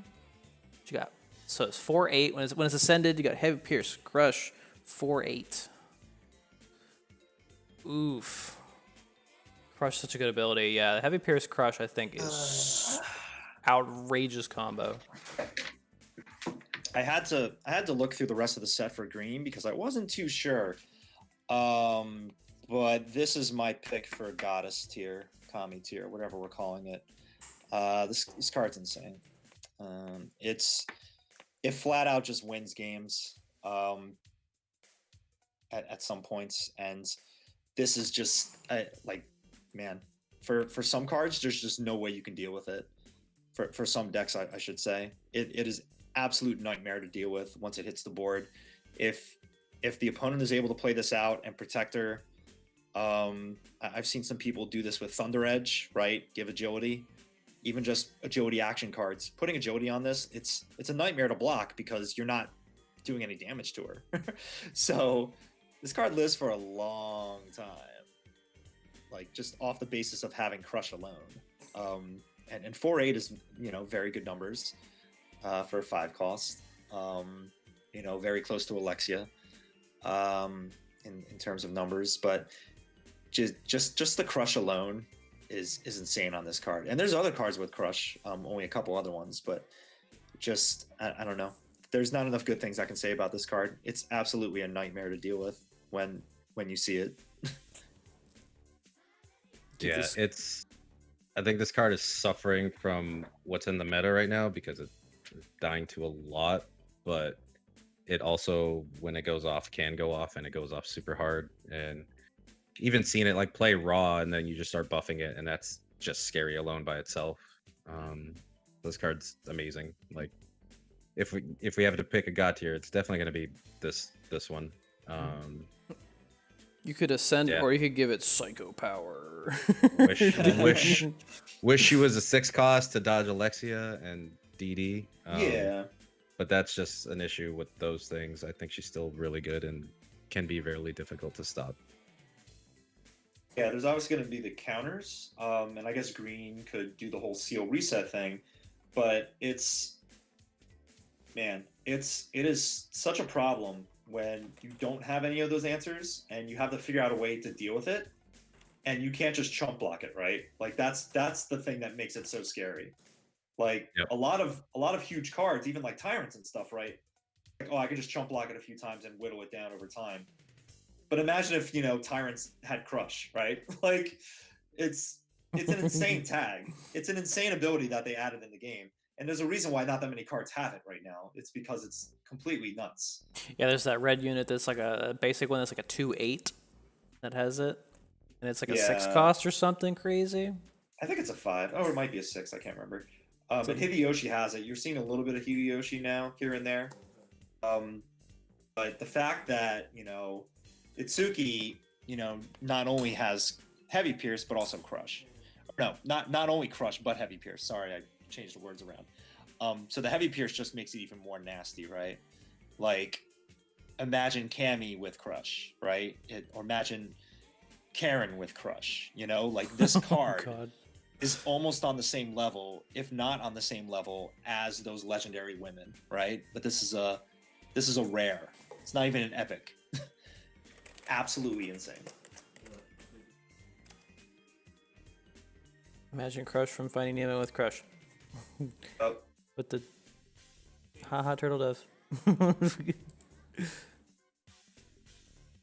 Found the agile of the set. What, because it's an ascended unit? Dang. That's crazy too, because even if you bombast this and you ascend it, it still can't be hit with Fate. Yep. yeah. That's nutty. Die to Alfred though. Oh, Yep. God. Stupid. Yeah, Bombast has become a huge liability right now. This is pretty scary though, for sure. I mean, I've lost to an opponent that had figured out a way to get 3 of them on the board at the same time. I was pretty pissed off. I was like, I can't kill any of these. This is over. And then you just gold orb her too, just cause fuck you. Yummy, dude. Yeah, yummers. Yeah, that would be pretty annoying. Give her shield spire for those armies that want to GDI her. Did the thing disappear? I didn't even see the vote. It was Kame. It landed on 6 Kami. votes for Kame. Okay. I swear, OBS is being weird right now. The green Kami card. And this is one we saw early, too. One of the revealed parts of the set. But then Introduce the crush tag. we got something else. We got that DoorDash. We got Kushi. She's bringing you that pizza. The secret version. Oh yeah. God, I honestly forgot that she gives you 2 HP. I feel like I'd never notice it. Meh, we're going meh over this? I don't know, man. Thunder Brew's pretty good. What's Thunder Brew? You know what it does yet? What's Nah, what's find out, Thunder Brew? Never revealed it. What the? They're gonna reveal it at Worlds.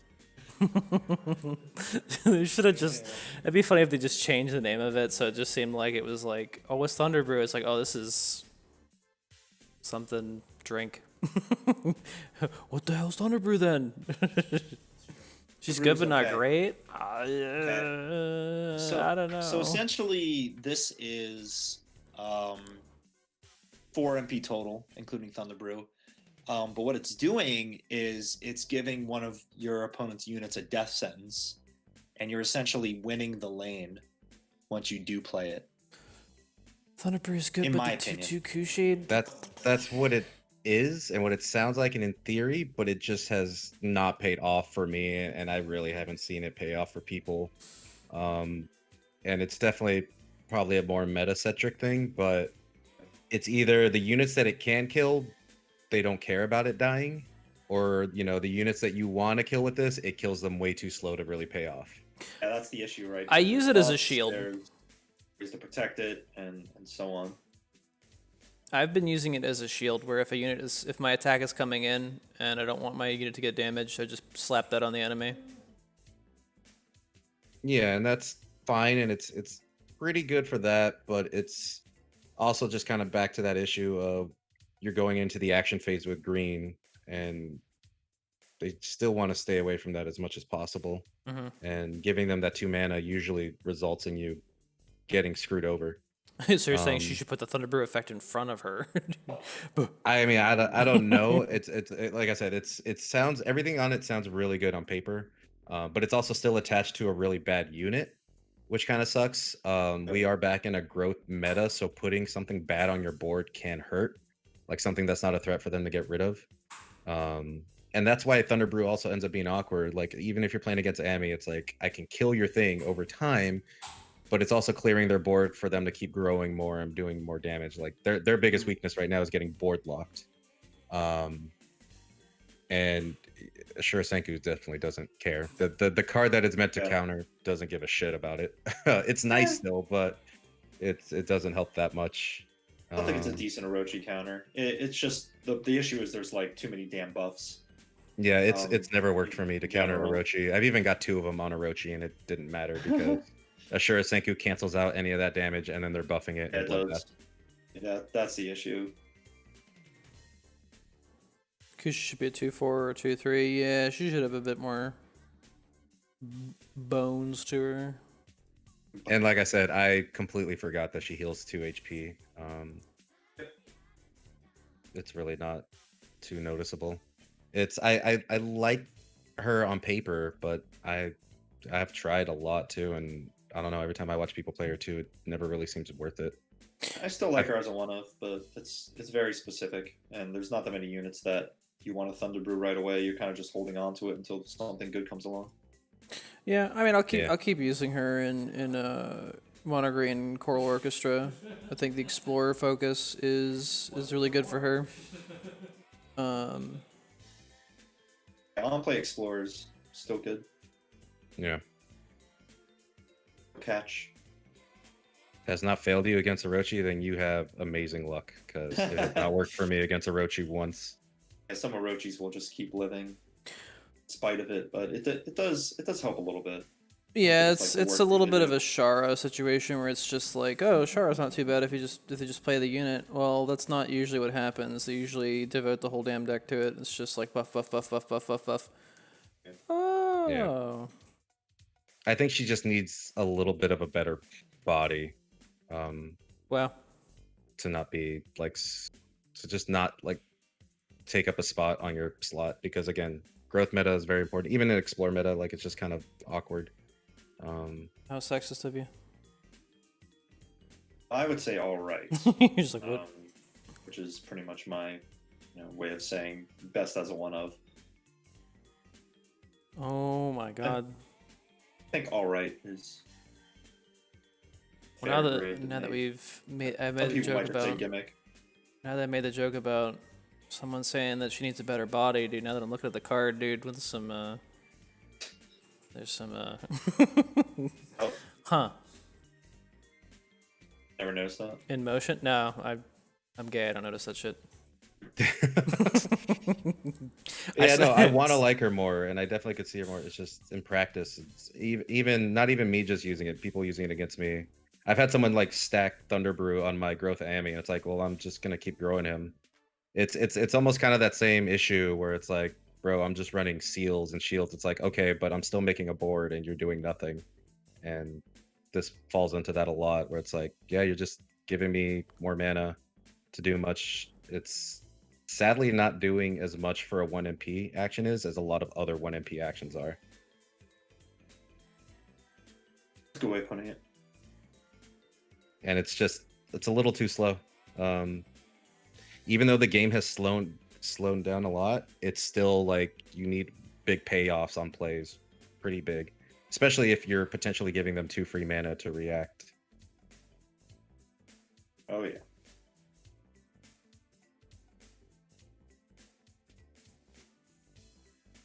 All right, so let's judge the card as a whole. Kushi Brew is either good, all right, or gimmick.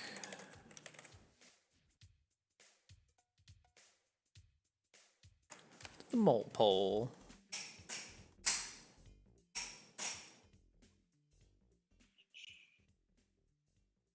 Two life, the Thunder Brew, the 2/2.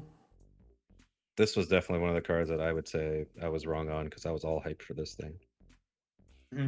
Oh, dude, M Cookie. Followers. Damn, I'm fast. Ban, unban, banned. Cookie. Yeah, I'll still use her in Mono Green Coral Explorer, but that's a specific deck, and it's also Coral, so it'll never be good. And Yeah, I think if Green Explorer was better too, that would help out a lot. But it's still, Green Explorer is still kind of an awkward spot. Chat says all right. What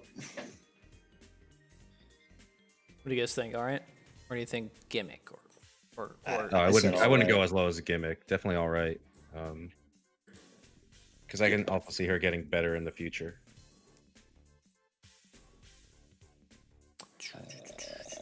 Oh, we got the spaceman, the space woman. Space Woman. Dude, Kaguya. She's the bee's knees, dude. 4 cost, 2/6. The stat line's a little lacking, but after 1 growth, she gets that MP boost 30, like she's Lair, and then she gets the most phallic card in the game. The returning arc, dude. And that's good. That's good I stuff. like her. I like her a lot. Think she fits right in with a lot of decks. not just growth decks. Just I mean, Yawn can make use of her. She is just another human, so the Trinity isn't that great, but it's more mana ramp, which is always nice to have. And the arc is just really working wonders. The more I use it, it's just a great way to help cycle through or save a unit, right? Like it's just another way to dodge destroys.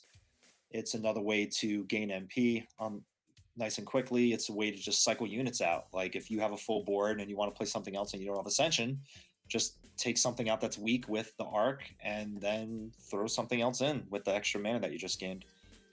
There's a lot of cool combos you can do with this card. I like her a lot. Yeah, I think Ralph had a great point there. It is a built-in save, and I think that as a mana boosting unit, this unit typically gets targeted for stuff like Fate, Murderous, all that stuff. So to have a card that is helpful in like saving it when it gets inevitably targeted, it's so nice. Yeah. The only issue is she does get targeted pretty quickly. So you might not be able to get that max growth. You might not be able to get that arc in time to save her. They might just fade her instantly, or whatever else could happen to her. That's really the only downside. You need that max growth to get the Explorer. I think I'm just instantly in love with cards that synergize with themselves, like that purple Explorer unit, Colleen, that she has low attack, but she has weakness to compensate for it. I love it.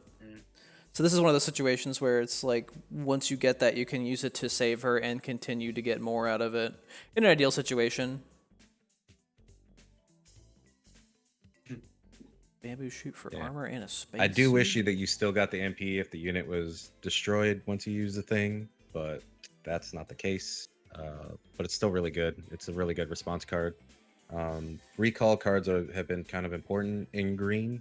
But they get really bricky when you include them in the deck. So being able to explore for it is fantastic. Also, she's a mana ramp unit that actually has some more attack built in, which is a big deal. It's not just a one attack mana ramp that dies to Tyrant and all that stuff and actually can kill some other things. She actually can, trade and beat a... Well, no, she doesn't beat a 2/5, but Yeah, she's still a little really solid. awkward at a 2/6 sometimes, especially without shield. Like something to hold her back too much. Holds her back because she's not Iris. Just kidding. No, if she was 5, dude, that'd be OD.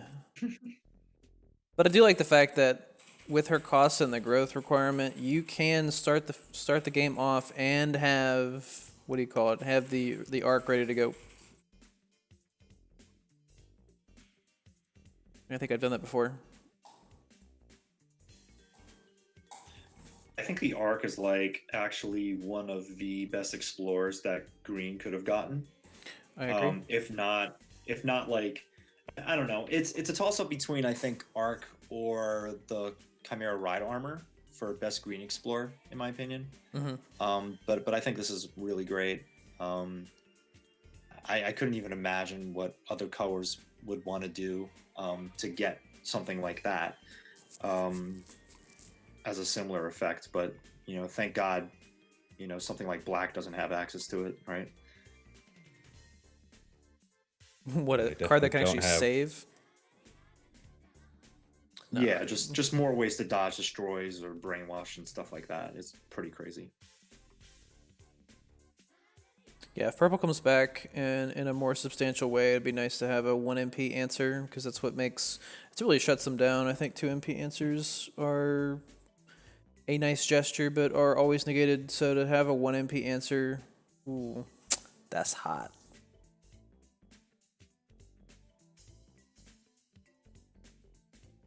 I think Kaguya is really strong. Yeah, I use her in my mono green Coral Explorer. Yeah, I use her in my purple green growth. Damn. Yeah, she's very flexible in that regard. I think she's great, but at worst, maybe good. Just because of the way that she can be handled before that max growth is hit. Like, it's not always guaranteed, right? Yeah, but even letting her go off for a little bit with that 30 MP boost is solid, while also trading better with units than I think Lair would. I will not accept anything lower than a good for this card. She's from the moon. Space Woman. A bamboo suit. I forget her lore, but she's like, I think she was actually born from a tree or something. Maybe I'm remembering it wrong. but Space she- tree. How did the like some- ears get out? or like she was adopted by trees or something after coming from space. I don't know. There's some relation with her and trees, Same. and she also went to space. Very relatable like- character when you think about it. She's like Japanese Sandy Squirrel. She's human Human, right? Quote for whatever unquote. reason. Yeah. Creature, dude. Creature. New tribe, space monster. Holy shit. She's great. Everybody shut up. She's great. Fine with that. Oops. How did we do that? Very good. All right. So the next one, we got a big list here. We're coming to the end of the units. We got this guy, Maeda Toshie. Damn, that guy sucks. Yo, we got the Yep. Warrior's waifu. He summons the Warrior's waifu. This He guy's does have a right. trash. This is, and they really missed the mark with this card, like altogether. I was thinking about this earlier, and I couldn't wait to like dig into this card and like rip on it. Because someone asked me one time, like, why aren't you playing this in True Power? And I just went off for like 5 minutes on like why this card does not make sense in a growth deck, let alone any deck. Fucking yelled at him.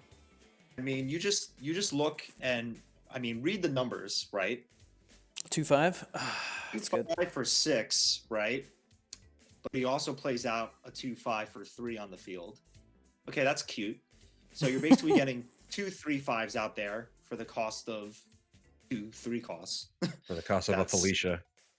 Yeah. Damn. And it's, you know, Felicia can also do the same thing, but it has 3 2-5s on the board. Of course, this guy has growth 5. Give everything on the field a shield, which again is cute. But you want to do this? I don't know. Like it's probably not that great, right? Because you're putting shields on a bunch of 2-5s. At the end of the day, they're not really doing much. This is The fact worse. that he's filling up the board with another unit, right? So if you do this on an empty board, you have 1 space left to grow 5, assuming no actions. This is so bad for like any growth deck, and if you're wasting your true power on this, you just lost the game. That's where I stand. You're using it to get a Kikosho effect, okay?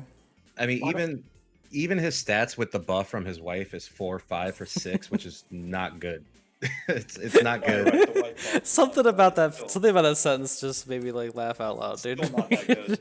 Yeah, and then you could just kill his wife super easily, and he's just a 2-5 with shield for 6. Like, He's only good if he has his fucking simp bait with him, dude. Hey, why'd I die? No, you were just on a different You were plane of acting sus. existence. You were acting sus, dude. We're in the bamboo. Who killed me? this guy did. Maeda Maeda, took dude. you out. Can I give my input about Maeda Toshi? Sure. Yes, please do. Okay. So I actually think this card is a better Felicia, but for growth. The reason why I say it's a better Felicia is because while it only gives you 2 units, it does give you a way to buff those 2 units that you do to get. And what I've found practicing with growth and looking at the growth tech out there is that you're trying to get to a high amount of growth, but it's kind of difficult to because, you know, in the growth section, you have a large market of what abilities can you grow with, you know, what cards to add. Like I even had to think about, you know, do I want to add Basarios in my deck? Do I want to add like, you know, this 3-drop with growth in it? And you have those choices. So I think in the sense of like making a growth deck, this card is good. It's not bad because at the same time, you have to really compare this with Felicia in a growth deck. You know, you take Felicia and you're like, okay, Felicia does have better face value, like overall on paper, but Felicia does not benefit a growth deck in the long run. This card does, if that makes I don't sense. think this card benefits a growth deck in the long run either. Because if you're talking about hitting those growth numbers, this guy only has one growth level Yeah. and is a 5. So like you're not gonna get multiple growth levels off of him. Like I said And before, only leaving one spot open. So yeah, that's the other problem too, is he's taking a spot open from a growth, so it's like you need that other one to die. But also, if you kill off his wife early to fill up that growth spot, he's becomes a 2/5, which is really bad for 6. It's not even really building a board. I think you're better growing off like a lot of other things. Like that one shield, it's just not that good because he's automatically giving those shields to 2 bad units. If you could give those shields to 2 really good units, but you're kind of pigeonholing yourself to really only being able to give it to one thing. If you're trying to hit growth levels, there are way better, cheaper units for that. This guy's trying to swarm the board, which is counterintuitive for growth combos. He doesn't really feel like he benefits growth or swarming. He's just kind of awkwardly in the middle. I think there are two different ways to have a playstyle with the growth build. And, like you said, you can choose cheaper units to get the growth off and then get the growth abilities quicker. But I actually tested a build where you would play the long game and then growth for the late game. So triggering growth is not your main priority, but playing for board is your main priority. And then if you happen to get 7 growth at the late game or even 5 growth late game, that's when you pop off. But I'm not saying you're wrong. I'm just saying that there's another way. If that makes sense. I've tried that way and I don't like it. I can't agree with it because yeah, someone saying 4/5 with shield is pretty okay even at 6. I mean, there are 6 drops, 7 drops with better drops that have shield. Like Alex does that, but he's not good because it's just not worth it. Those stats aren't very great. And he's not coming out with 4/5 and the shield base. You actually still have to spend more growth on him, and that's growth. That's 5 growth you can be putting somewhere else, right? If you're true powering him, you could be true powering Bamboo Guy for the bigger stats and bigger board threat. That also isn't filling your board with something that has to remain there to keep him good. Or you can grow like the agility guy. There's just so much better. I think for it, and yeah, this card's literally made for bamboo. That's a good point. You can pull something out like we pull Sasquatch. That's cool, but that's also 2 targets on the board that can die to a lot in that meantime. My thing is like from practicing with growth, I just think that all growth builds are really bad until somebody finds the magic build. Because for all the things that I've tried with growth, they just didn't seem to work out. I don't think there's a solidified build. No, there's not, and it's just, I mean, a lot of it, I guess, is theory crafting at this point. I think there are infinite better options than this guy. That's fair, but I do want to say that green growth is pretty bad right now. Oh, it is. Really? Absolutely is. Listen, just Yeah. you play this card, you get it with like Ouroboros, and then oh wait, the warrior's wife wouldn't come out. Damn it! I was gonna say then you just malice the wife and then Ouroboros the wife, dude. It's just like he's got 6 attack now. I was just gonna say, like, if you do want to play this with bamboo, and it's a cute combo, but like, how are you gonna grow this guy? You're gonna waste your 2 power on him. I don't know if it's worth it. It's cute, right? I that's the nicest thing I can really say about this card. Because in the grand scheme of things, there's a lot of new green growth cards that are around 5 to 6 cost. I could see all those other new guys getting played before this one. And I've done pretty well with True Power. It really just sucks against black in general. I think that's like post green. Timo made a good point. Is if it was 5 cost, then you could drop it with another 5, and then the whole board would be shielded. You get that payoff instantly, and it would be kind of an intimidating board to start with. But the fact that it's 6 and then 5 is a little that's scary. That's the super awkward thing too, right? Especially with all the on-play damage, dropping 2 units with 10 and then needing to wait for 1 more MP. One of them's gonna die. Yep, that's one thing I learned from the whole Claire Cody thing, where everyone thought it was busted. It's just like you don't know can't how bombast him, long Kyle. you don't know how He's a long 6 that cost. 3 seconds takes, dude. For that last MP, it takes forever. Yep. I think we need a meme about people saying bombast 6 cost units. Oh, Oh, you mean like me? we're gonna bombast this guy. I don't worry. I thought bombast affected bigger units for the longest time because I immediately took that expansion to dual color, so I was like, wait, there are cards over at 5 MP that And can't you be could pulled. bombast V and just take off the nerf. It's great. People always correct me, and I still forget. Yep. It's just a very weird patch to remember, I guess. Same with like glare and all that other stuff. It's very tricky. Wombat sucks. You take that back, Kyle. Shmo mentioned this in the chat about Maeda having like 2 wives or the wife having 2 husbands. I think that's really funny. It's Mostly because it's Warrior's wife. Yeah. yeah, Just use the clone card on her, dude.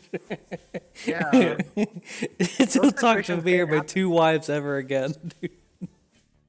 Yeah, imagine just having a board with like 2 husbands or 2 wives. It's kind of funny in my opinion.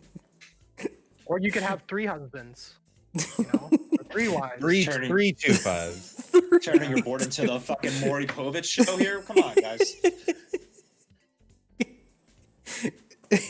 I still think it's hilarious. It's just like, yeah, dude, just kill his wife and then he's easy to take care of. Damn, that's fucking insane, dude. Toshi, you are not the father. Just talking about this card, just in general, is just hilarious, dude. Just kill his wife, dude. Damn. Yo, A5 Maury. Maury's almost at champ. I'm stoked. But yeah, I just think there's easier ways to hit your full board with shields that are less risky and less convoluted and less big mana plays in this guy. Is he cute? Is he cute? I think we've talked enough about this card. I think we talked enough about this. I'm surprised how fast you guys made the Ghost Iowa. I did that before. I just go to Well, a yeah, filter. There's a filter on that's good. OBS that I can make it more transparent and take the color away. It looks like a ghost. I've been killed. Temporarily. Still not doing Temporarily killed. tasks. as a ghost. Still not doing tasks, dude. That's not every game. If his wife was 5 cost, this card would be. Yeah, I think the wife's just too easy, too easy to kill. Yeah. It's too easy to remove, and his stats become really bad without her. Oh, that's what I should put in. Do I have that still? I found a very useful. Or if at least her stats were a little better too. She comes out really. Dude, gimmick Whatever. wife. All right, got it.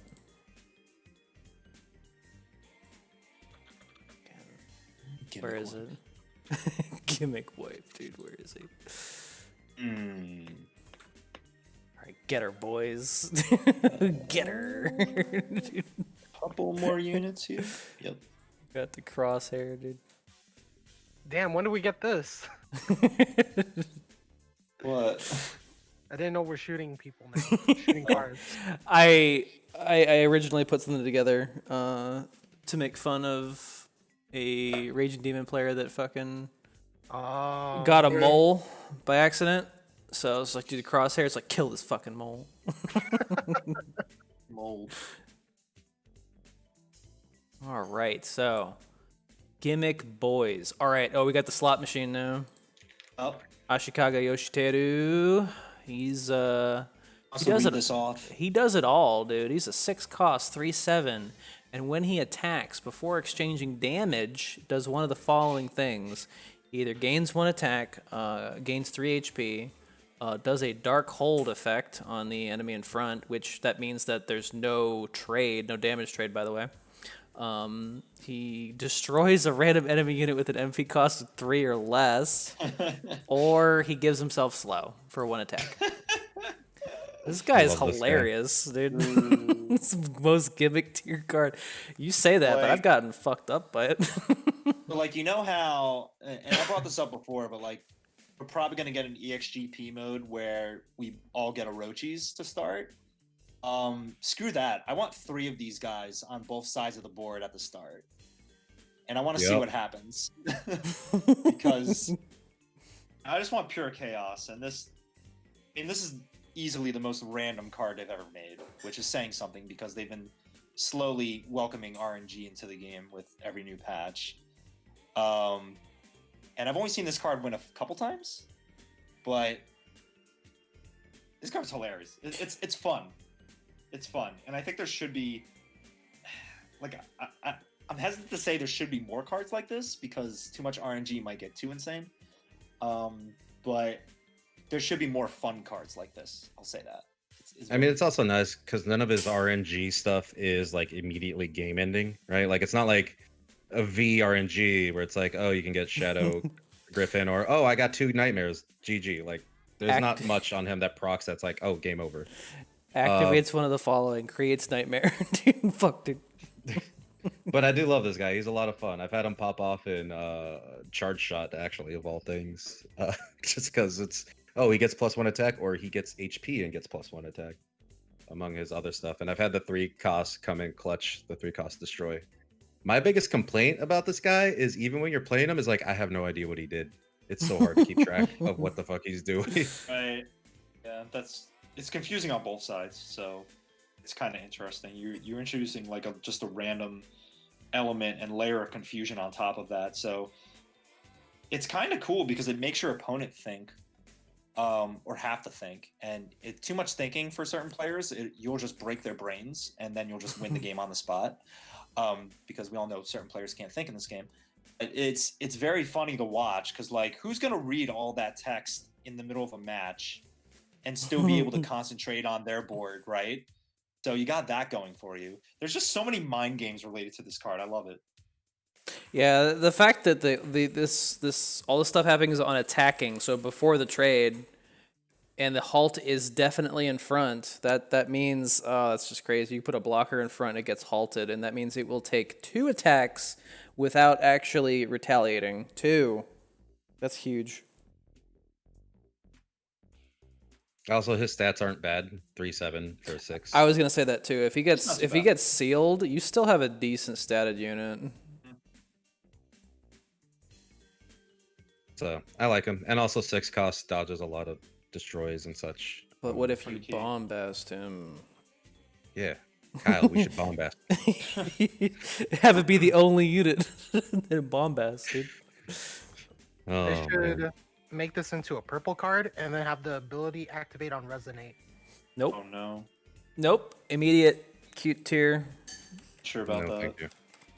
Random resonate effects does sound funny though. I just don't think the game needs it. No, I'm glad that this guy is like on attacking. So you gotta wait. It's I enjoy the waiting. Like, what's it gonna be? What's it gonna be? And it's like I have no idea what it was. You're just spinning a wheel and then you see what it lands on, basically.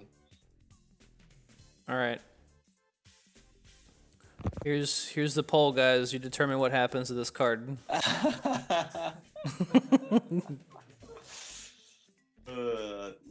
In all honesty, I would actually throw him under good. Not super amazing, and, but I don't think he's like awful as well. I think he's just super solid. It's something you can throw out there.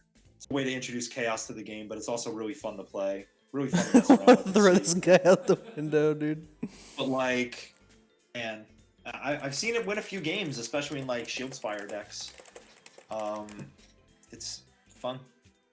Should be at the top of the chat. I have to click a little like arrow to bring it down. Yep. The top of your chat on both desktop and mobile should have the poll. And you have to open it up to see the options to vote. He's watching it on PS3, dude. He's like, I can't see it. Oh, well, then I don't know about that. Just kidding, no. Xbox show poll. Dude, slow, dude. We could buy a landslide, dude. I know everyone said slow. Where Would you guys put it? I kind of think it's good. Like, want to say all right and good. Depends, right? It's really hard. This is a really hard card to kind of gauge. He kills Alfred and doesn't die to Alfred, so that's great. That's fucking sick, dude. I think it's hilarious. I think it's doesn't die to Alexia. if you put it doesn't die to Alexia. Wow. If you put this guy down, it's one of those things where it's just like you can't just let him go. It's like if you seal him, doesn't something you get too much because it's just so much could happen. You could not do that much, but I'm a fan of like playing this card and like not super buffing it. I've seen people play this card and then just buff the shit out of it. And it just seems like, oh yeah, baby, let's roll those fucking dice. It's like, no, just do something else while he's on the field. That way they're just distracted and just halted out of Give him nowhere. agility, and then you're off to making him normal speed when he gets that slow. I see the slow pop up quite a bit. Even when I lose to him, it's just like that last hit. It'll be like, nope, you're going slow now. I mean, we have to assume the odds are even, but I don't know. Has anyone really tested it out to see if there's like any, like, does he lean one way more than another, or what? It's hard to say, man, because it's really hard to keep track of, even when you're in the Right. middle of games. So, like it's very possible that it feels like, oh yeah, slow happens the most, but that's easily the most noticeable thing out of everything. He and like everything else is a benefit, right? Like he only has one downside, so you have to be really unlucky to hit that. Hi, my name's Thirsty.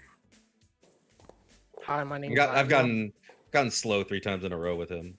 It was fun. I'm That's pretty Travis good luck Scott, there. and this is my McDonald's halt, dude. Fucking. But he's still sweet. I like him because Very he's still cool. a big card too. Big I mean, card. I mean, just for the fun factor alone, I think he's good. Like, He just needs his own tier off to the side. Gambling tier. yeah. I mean, there's other random cards in the game right now, but this is like a whole new level of RNG that the game decided to introduce. And Just No, take I'm reckless not charge. opposed So to if it. you get slowed, just there, done. oh, Slot machine tier. Now we can go from an extremely fun card to an extremely contentious card. Yay, Wood Sprite Sakuya, dude. Kami tier. Look, she's got Kami right on her, dude. We're putting her in Kami tier. Okay. Good meeting. Nobody likes this card. A lot of people like this Nobody. card. They I want to don't like this it, I card. think. hmm. Oh, we'll get to Nohime probably next week. Going through green right now. This will probably be the most controversial card of the night. I'm far as between legend- alright and gimmick for this thing. As far as legendaries go, this can be a bit underwhelming. Like, I get the idea. I get how you could heal your hero the end game. I get how you could buff the entire board over time, make her really scary. Just not worth it. Doesn't really work as well as all the theory, the theory posts and theory ideas lead you to believe. I've tried her enough, and I don't really want to play her ever again until they figure out a way to buff her. I feel like she should be blocking enemy attacks. Drop her in front of It's- Tyrant. Oh, slow Tyrant. Yeah. It goes Yeah. south pretty quickly if they blow the card up. Yeah, that's not going to work out. You're probably going to lose the game there if you try to do that. Like, there's so many ideas that you could do with her, but it just doesn't really pay off. Like, she'll get a couple good buffs across, but she's not buffing herself, and I think that's the biggest issue. Kyle says JP Yoinless are using this. Are they using it offensively or defensively?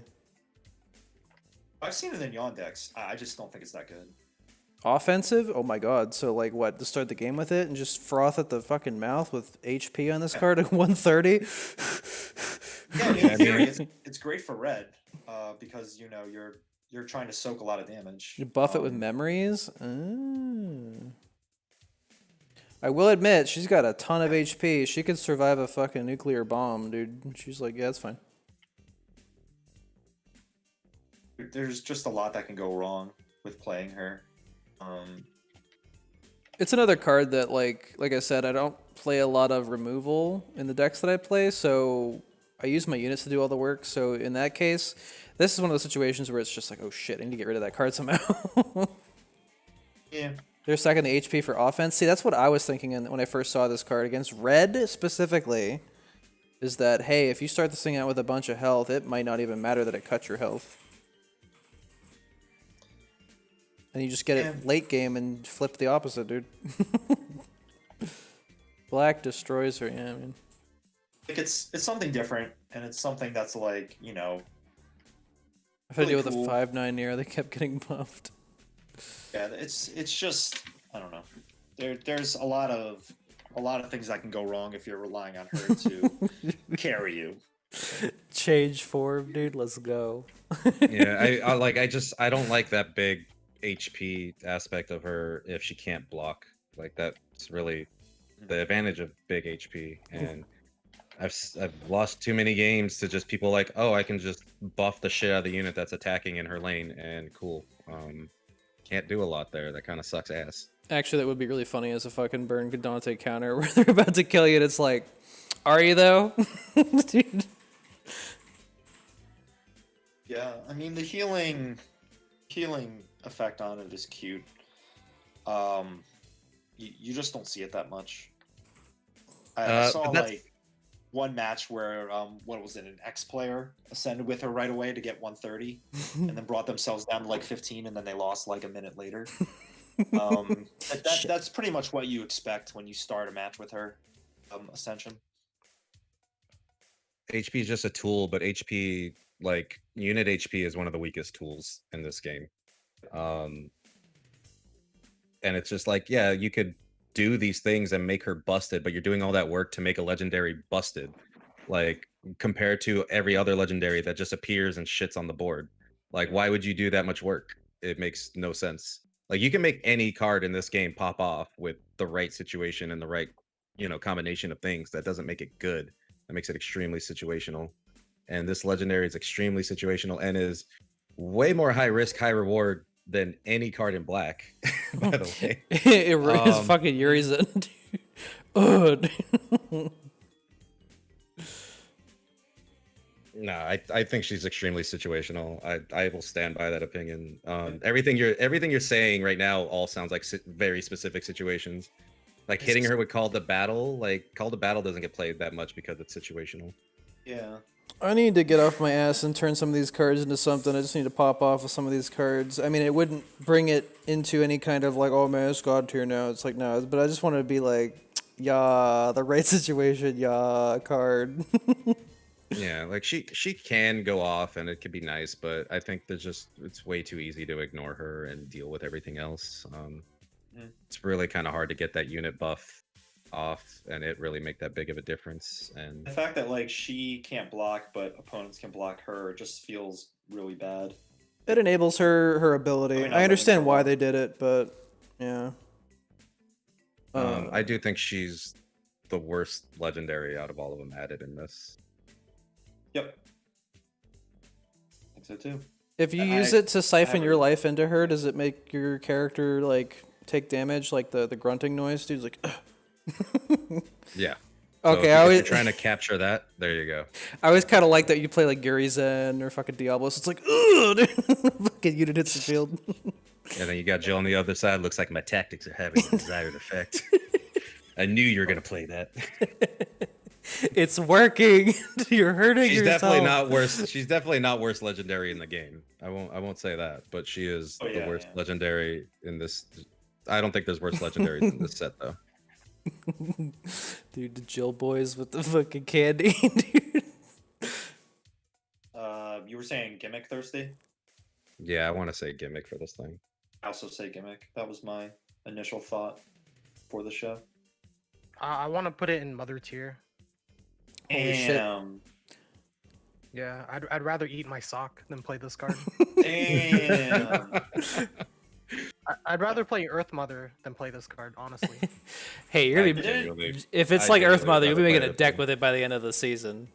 I didn't consider mother tier, but Nah.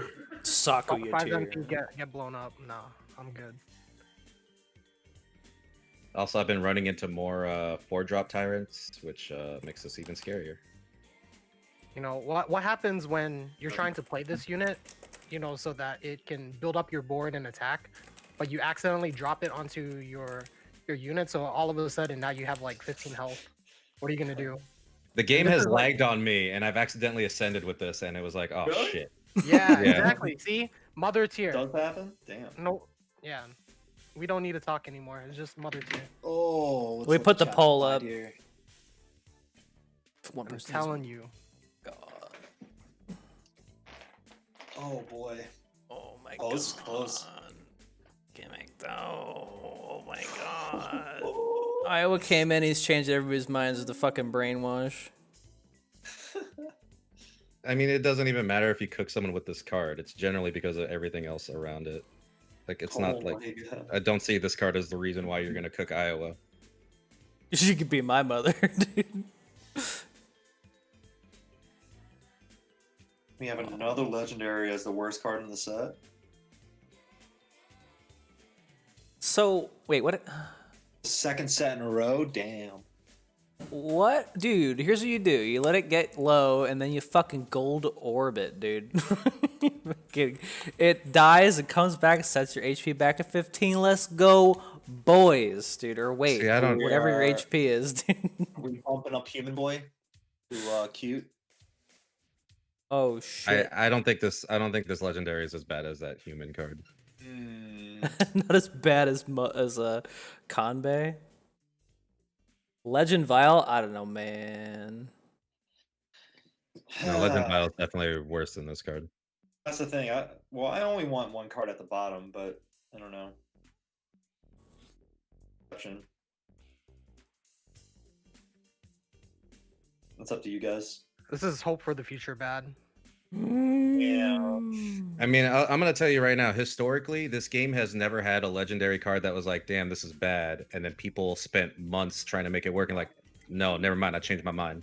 Like, legendaries really need to be that card that have obvious use and obvious like goodness. Like, there's really hasn't been anything, right? Yeah, Like, that hasn't happened yet. It's funny because no matter how hard you... Okay. A-Trans hit the scene, and we were just like, there's just not really much of a use for this card. But then it came in handy later on, and a few sets later. Yeah, but that's the situation of it got more cards to make it more valuable, right? Like, that wasn't like, I figured it out. This is the deck that makes it good. Well, are we gonna meet halfway here? Because podcast boys say mostly gimmick, and we had chat and Iowa say mother. Should we meet halfway in cute? Could I'm just put fine it down putting as it cute. cute, as long as If you think the Human Boy is like still the worst card, But against the guy who copied this, it's actually kind of fucking dope. Let's talk about it. Let's go, dude. the They're Ascend healing each other and they can't block their lanes. sounds pretty bad to me. Yeah, see, I don't even really like the idea of buffing her because she'll kill herself. Yeah, but you have two of them. They'll heal each other back for the same amount. Yeah. That's kind of fucking sick. You give agility, they're off to the races. Yeah, there's a reason why no one does that with Rebecca. I love Rebecca though. There needs to be a card that's just like, oh, it swaps your attack and your HP, and be like, yeah. It would have been pretty crazy in the core set. I'll say that. Yeah. Back I mean, in that's the- just kind of where I stand with like units and big HP is that big HP doesn't have a payoff really in this game, and that's why, and it still kind of melts or gets hard removed to a lot. So you need something else to go with it, and all this character really needed to be able to do was block attacks. That's all she needed to do, and that would make her infinitely better. I think that would make her even worse for me. It's lesser buffs, but it's also like guaranteeing you have a chance to survive based on what you're blocking with. I think if she were able to block enemy attacks, it would have to be like, she'd have to have much more. She'd have to have like 2 or 3 attack or something like that. I don't know. I don't know. She cute though. Let's move on. Imagine using fusion card with her as fodder, so you can try to give 15 HP to another unit, or you could just paradox a unit for 12 and not have to worry about that whole setup. Sick, dude. Sick. Wait, so her attack can't be blocked, but can block enemy attacks. What about this guy? This guy sucks, dude. 1-2. These stats are horrible. I agree. Garbage tier, Love dude. this guy. Yeah, see, you love him, dude. He's got 3-1-2. Those numbers are so low. It's not even like 8-8-8 or anything like that. Well, you're the one that loves high HP. I love low HP because they win games. I love this shit. All my homies hate love dying. Claire wins you more games than most high HP units, right? She's got 1 HP. So that's the sauce there. If you, the lower your HP, the more successful you're going to be. She top heavy as fuck, dude. 3-1. Let's go. So this guy, we looked at this before. This was I keep wanting to say leaked. We knew about this beforehand. It was previewed. Dies to Fate. You're damn right. When played, dude, based on the number of times you've grown, and we were just like, oh, this will be really good in growth decks, not knowing the shit that was coming, all the growth cards, the 750 growth cards that we got this set. And at maximum, it has Heavy Pierce, Crush, and 5-10. Yeah. Redonkulous. Dies to death. Dies to death. But I love these low-cost legendaries because it's like, oh, they died. It's like, who the fuck cares, dude? 3? Whatever. Yeah, there's a lot of things that he dies to, obviously, but that's the big appeal there. He is a 3-drop, so he's a scary 3-drop that usually you kind of have to answer. So I think it's fine that he has a ton of counters. That's just one counter for this card that's not going to be used for your other card. 3-drop is really low commitment, and it's really, those growths are super easy to get now with all the support that this game has given to growth. Even in green too, with like, here, let me pet you. And also he takes into account the growth levels that happens from whatever he's growing. So if you have 2-3 drops that, you know, will grow on 3 and you're at 5 growths, you get 7 if you drop him, and that'll activate on him on his 7th thing. So that's a really nice thing for him as well. Yeah, the theory value for this is off the charts, and there's even more ways to grow now than ever before. And growth is very popular right now. So there's a lot of ways you can get this guy off very early at max value, at the very least, with Heavy Pierce. But that, again, we were talking about the Crush tag earlier being insane. So, you know, more cards with Crush, it's a scary tag. There's not much you can do to handle it other than dealing with it indirectly, right? So I feel like every color has to respect this once it hits the board, and it can single-handedly come back and win games when played properly. I mean, yeah, the 3 cost is a sticky subject, but I feel like he's not really being played early game, where a lot of that removal and counters to lower cost are usually being played. If someone's smart enough to hold on to that stuff till the end game, when this is most likely coming out, yes, he will be countered. But sometimes you don't have that choice. Yeah, I think that's how I see this card, is that it's late enough in the game that they might have spent all their fucking tools, and it's hard for them to remove. If it gets bounced, then okay, I'll play it again. I mean, it's in something like against Raging Demon, where I feel so paralyzed to play anything, like it's like a Fate Defying Ryu or this card. Okay, well, if I play Susano and it gets Raging Demon, that's 3 less MP that I've lost for, nothing. So I'd rather play this guy and have him get Raging Demon or whatever, dude.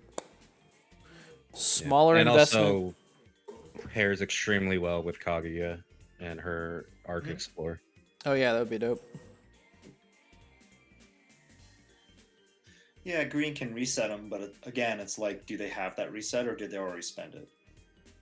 Yeah, because there's a ton of targets that you want to reset, especially early game. So having that, it's kind of hard, because if you're forcing them to save it for late game because they're scared of it, then that kind of hurts them, because they might lose too much early game, and it might not matter at that point. They've already used their 3 evasives on Nero's, so. And even if they do, this guy. Yeah, you can recall him. I think even if you have to reset him, it's the disparity there is 1 MP. You've spent 1 MP for this unit. Okay. Yeah, so they're spending that 2 MP, and again, they're giving you that blue MP that potentially you can get more out of it, and you might have still got more value out of that trade. Plus, even if they reset him, he still has heavy pierce and crush, so you just buff him again. Holy shit! No. You could. Piercing you for 1. It's, We get to hear that sound effect, dude. Crush. Crunch.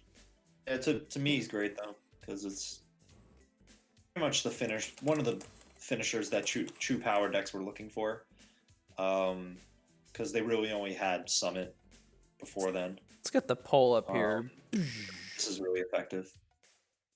They got this and Summit now, so they get 2 big good payoffs for those growths. Dude, Summit Smash. Like even red green growth decks, you know, you pair this guy up with something like a Legend Ami, and you know you can go pretty crazy. You can bombast him for 1 MP, Holy shit! and then you A-trans him, Oh, and then you realize, shit, I didn't put any growth in this deck. This guy sucks. 1-2, dude.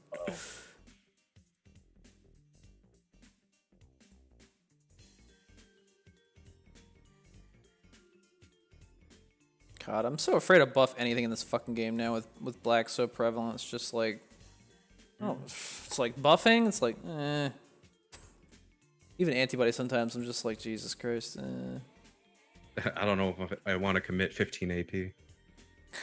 It's not that much, but it just does feel like as soon as I buff this unit, it's fucking dead. I'm not gonna get anything out of it.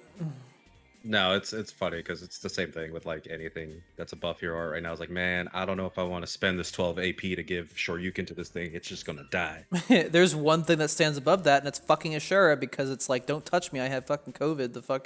The hero art, dude. It's just like, you can't touch me for 10 seconds. Haha. Meanwhile, he's licking your side of the board without a mask on.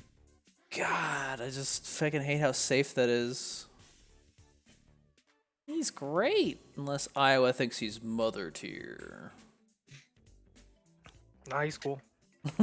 He's cool, man. Oh, cool tier. We cool, dude. That's the last unit. We'll see you guys next week. Just kidding. Oh, now we got to get into some good stuff, but a lot of Actions. disappointing stuff. Here, let me pet ooh. Aw. So this is 1 MP for AoE 3 growth points. This card's great. This The best artwork in the card's set. this card's The best name. outrageous. Yep.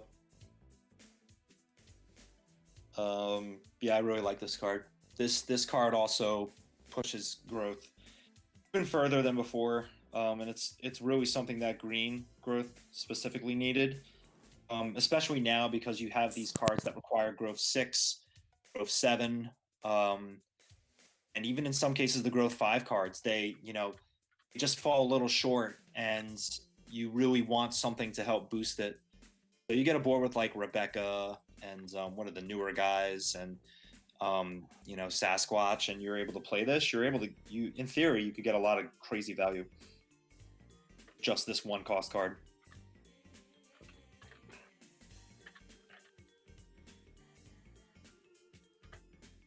Yep, it's also a sick growth card in dual colors too. Super cheap. You don't have to commit to which unit you're growing to, so as long as you have at least 2, if they have a destroy, it's like, well, pick one.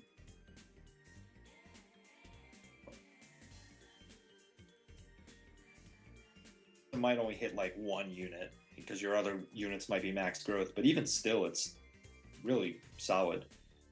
That's like, worst case scenario. Yeah, I mean, outside of Power Awaken, the only other growth card, well, there's 2 other ones we don't talk about around Ironic Fate, but the other 1 cost also gives 3 points, right? So, like, worst case scenario, you're still getting that basic growth value. That's the basic one, I think.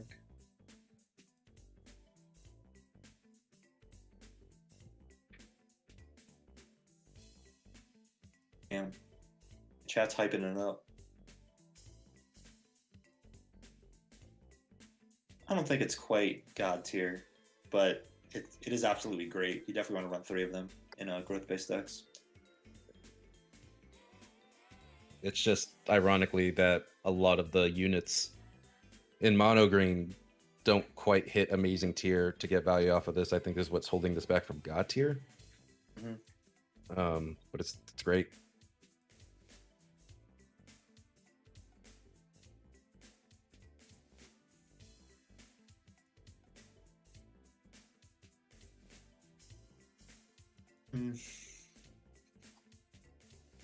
I think this card Yeah, only great card fits for in you. growth 3 decks. I've personally have leaned towards growth 5 or better because of true power and awakened power.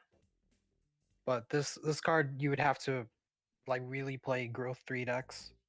But I don't think there's any growth 3 units that are actually worth it. Even if they were more than 3 growth, I think this is still fucking getting you all the way to that thing. That Like I was total. saying before, like sometimes you just fall short because a lot of the cards are like growth 6 or 7.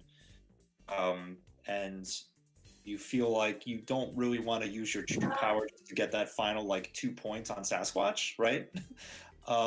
So this fits the bill. I think it comes in clutch for larger growth cards as well. I agree, Dongo. Yeah, like especially when we think of the 5-drop slip down banana peel guy. You drop him and then like a 3-drop, like say just I don't know, a Rebecca if you want to give him more health. Then you can pop this. You're gonna trigger the Rebecca and him, since he hit that 3-point. And he can true power to get the last level. Yep. And then someone's mad at you after that. Done. Probably. And then you get cruel Probably. games. Get cruel game. Guys, I swear to God, like you couldn't have captured the feeling better, dude. The other night, you fucking played 2 units. I'm scared to play a third. It's a black deck. I'm not doing it. Oh man. I've been in that situation before where it's like they got nothing on the field. I should play a third unit, but no. Gonna lose mana for Yeah. trying. They're just standing there and staring at you. You know something's up. Like it's been happening for too long and too often now. Like everyone should see it coming. Well, since they have triple predation, man, it's pretty much like they have 51 health and we only have 30. It's also just like it's why I'm even scared to play like Awakened Power, because that can brick, this can't brick, which is a big deal. And Awakened Power just specifically says, hey, I'm gonna grow this guy, and black is like, no, you're not. So I love multi-targeting things for that reason. I'm not too crazy about the single target growth actions for the reasons you mentioned. I mean, not even just black, but red can also just deny that pretty easily now. Yeah. Oh man, though, I've thrown this out while I had 2 growth units out, and they responded, and then I used the defect and got gate out, and it's still hitting them. It was Thanks, fantastic. buddy. True. Yeah. It's funny because I felt like every green player that used growth cards was like just bitching every set when it was just like, here's another color that has a better growth action than you guys, and then it's just like they finally were just like, so if we gave red a growth action, what the fuck, and then we gave you that, is this, it's like, whoa, okay. That's pretty good. I'm still really gonna good. bitch about it though. Ironic Fate was garbage. Well, that was the first let's- one. That was the first one. Then we started getting things like, Desperate Act, and then Can't Actually- Desperate Act came out before oh really? Ironic Fate. It's funny that the card's getting more use than it ever has. Also, that was like that was the same set that Gate came out, and then Green got Ironic Fate as its only growth support. So I think we had good reason to be salty about that. Oh no, it's true. But I'm just glad they gave you guys something else, because when I saw that red growth action, I was like, man, they gotta be pissed. They're gonna be angry. Still pissed, and I mean, even with this, I'm still pissed because that card pairs way too fucking well with Rashid I agree. I was tired of seeing and even Rashid. Penguin. Seeing all the growth cards, that I was like, oh my god, it means we're gonna see more Penguin and Rashid. I don't like those cards. But I'll run them. Yeah, no, I'm gonna play him. I fucking hate him, but I'm gonna play him. So, great. I think it seems pretty, some people are saying commie tier, goddamn. Now, I would say great. Just because obviously you're hoping it will heal growth units. It's not like it's buffing the entire board no matter what.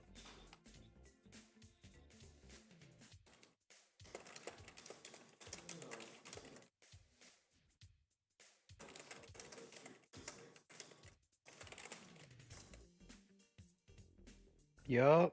Yep. Can we cycle out Rashid, please? Yeah. I put up just a lulz poll there. Put it under great.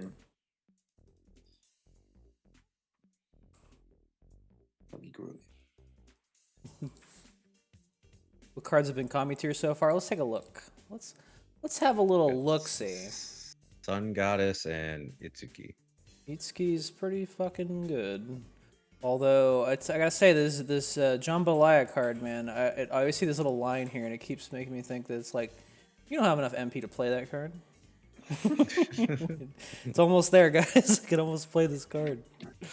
But also keep in mind with these tier lists, we try to go for one kami per color, Yeah, that's the rule there. unless one- like the set is one that penguin. bad. Only one card belongs in Penguin tier to rule them all. I wonder who it could be. Great. We'll I'm fucking sorry, see. what it could be.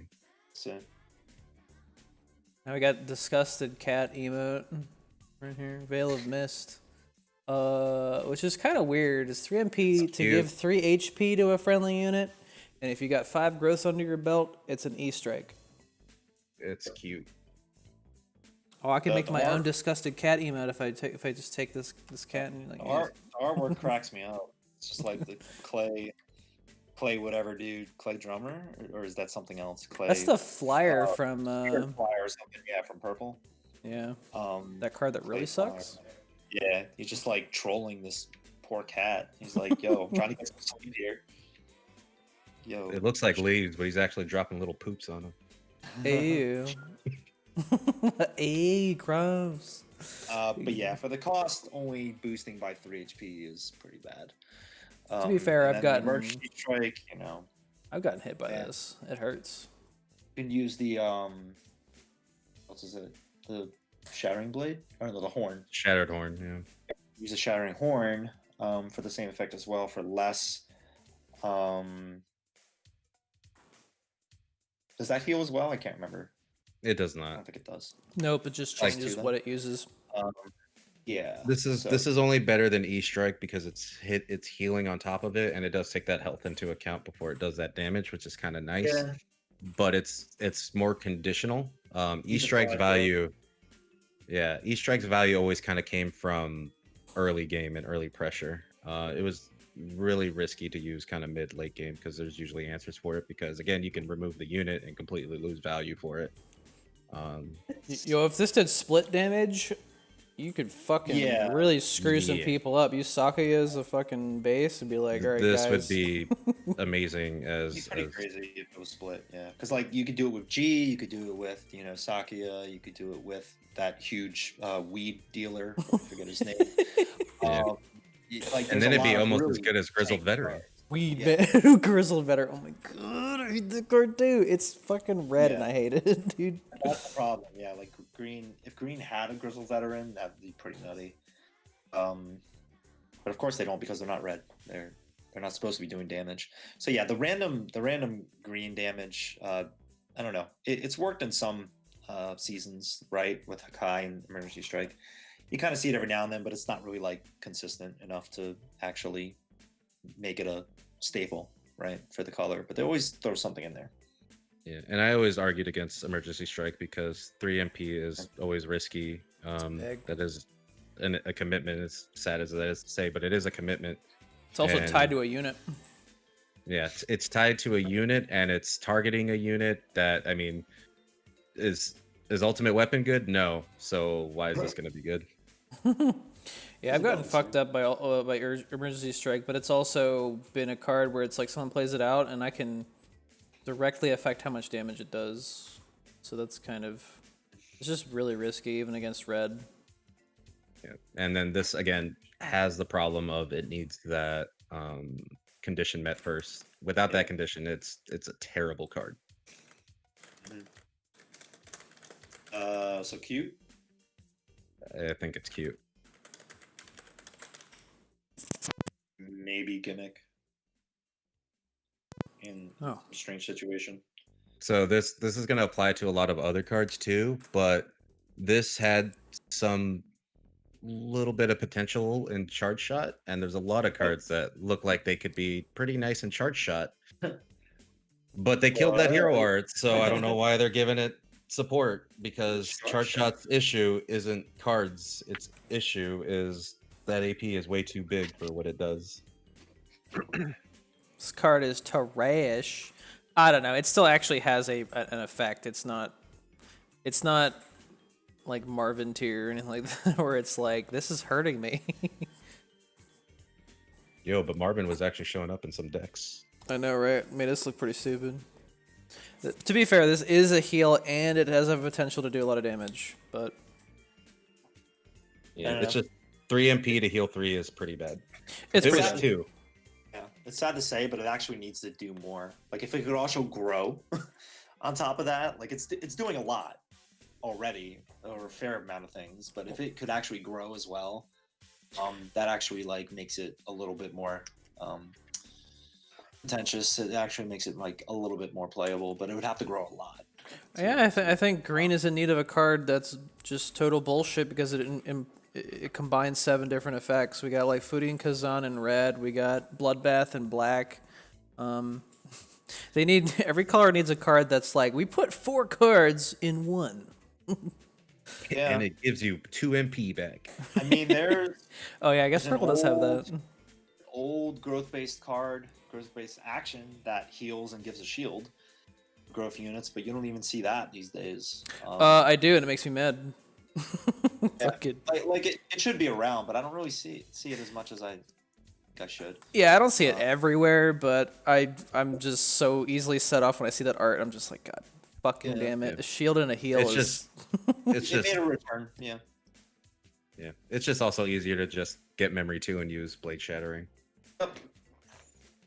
It's also Christ, doing that too much. card. Card should cost 3. Why would anyone play this to Shattered Horn? For the heal. But yeah, the heal's Shattered Horn's a little easier to get 4 memory than 5 growths. And sometimes even early using it based off attack isn't anywhere near as bad. So the chat said cute. Cute boys. Card is hella cute. And next, we got the tree. This tree card that I just see everywhere, and I didn't forget that it actually exists. Guardian Sapling. 2 MP action that gives everything 1 HP and gives your hero 4 life, which, I mean, honestly, it doesn't sound too bad. It's not terrible. Forgettable. Yeah. Again, this is a charge shot card. This card would be amazing in charge shot if, you know, it wasn't 21 fucking AP. But yeah, it's just it's But alright. yeah. Angst aside. At, like, how much does Sibling Heal go again? 6. Heal 6. So you're kind of for the same cost, you're taking less healing to your hero, and you're trying to spread the rest, or sprinkle the rest, I guess I should say, amongst the rest of your board. And honestly, it just doesn't seem like it's enough. It feels like it falls short in both facets. Like, for the cost, you can heal your board even better. Like Let Me Pet You, in theory, could heal your board better than this card with like a Rebecca. And then I don't know if you care enough to heal your hero for only 4. If you want to heal your hero for the same cost, you probably should just play Sibling. That's where I'm at. It's such a weird like line to draw, but I feel like if this did 1 more HP to your friendly units, it would be good. Yes. The 1 HP just It- feels it so, absolutely would. but like 2, yeah. Well, because when you think about it, right, like you have a 2/5 versus a 2/5, giving it 1 HP does not win a trade. That's true. I was gonna use that as an example too. Yeah, you know what I would. This is like just going Guard off. The list. charge. I would love green to get like increases healing done, right? Like, because that exists in red all over the place. Of this is +1 damage, +1 damage. So I don't understand why we don't have like plus healing. It's because every time there's a healing card, everyone's like, "This card is fucking stupid." Well, it's stupid because healing doesn't have support, and I that's know, the I know. problem, right? Like, there's so much support for damage and pumping that damage even higher that doesn't exist for healing. And that's my biggest complaint about healing and big health is there's no payoff or there's no improvements to it. That don't make it like just incredibly risky to try to go off. Whereas, if your damage is high, you're just still melting board and melting face. What if there was a Wrath Awoken hero art, but for healing? It's just like he fucking pops off. Oh shit, he's been healing all game. That's all I got. Sorry. I mean, there's been some attempts at it with like Plutonian, but they're just super awkward and risky to play. Yo, that's fucking that game Oracle had where the guy tried to play FD Ryu against him. Dude. Bam, dude, smacked him right in the face with that fucking mace. God damn, get on the floor, son. Oh, it felt so good to watch. Net shields. I think it's all right. It's kind of like the tree. Kind of like the tree itself, dudes. It's all right. It's weak. They even describe it as a weak sapling, dude. Yikes. I mean, I still try to run Charge Shot because I think it's X's best hero art again. And still run this, but it's rough. I think Heart Tank is the best X hero art. Wow. No, that's fair, and I wouldn't like die on that hill, but it's the only thing that X does that's slightly different. I think there's better hero arts for something like Heart Tank. Something I'm noticing in hero arts is that they're doing a lot of things. Like the good hero arts do like a bunch of shit now. Have you ever fought against Zegapang? Yeah. I have. And if you draw anything that makes him scared, he'll just surrender and then go into the next game. Yep. Do you know? Well, I'll just tell you what I played again. He played this deck where it's just all actions and it probably has like 4 or 5 units. Sounds like a deck, dude. So what he'll do is he'll draw into Willow or anything that has a victory ability, drop it, buff it to godlikeness with a bunch of shields, health, attack buffs, and then he'll heart tank it. And if you don't have like a hard removal for it, you just lose. Yep. Sounds about right. Sounds like the I Bully red deck. Yeah. I mean, I also think you could do it better with just Shield Spire.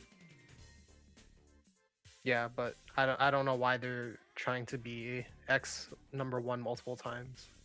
Because right now it says 1 times and not one because time. Having a terrible win record shows that you're the best player.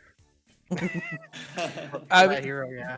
I'm glad I didn't go for mine because the fact that it says 1 place 1 times, it bothers the shit out of me, dude.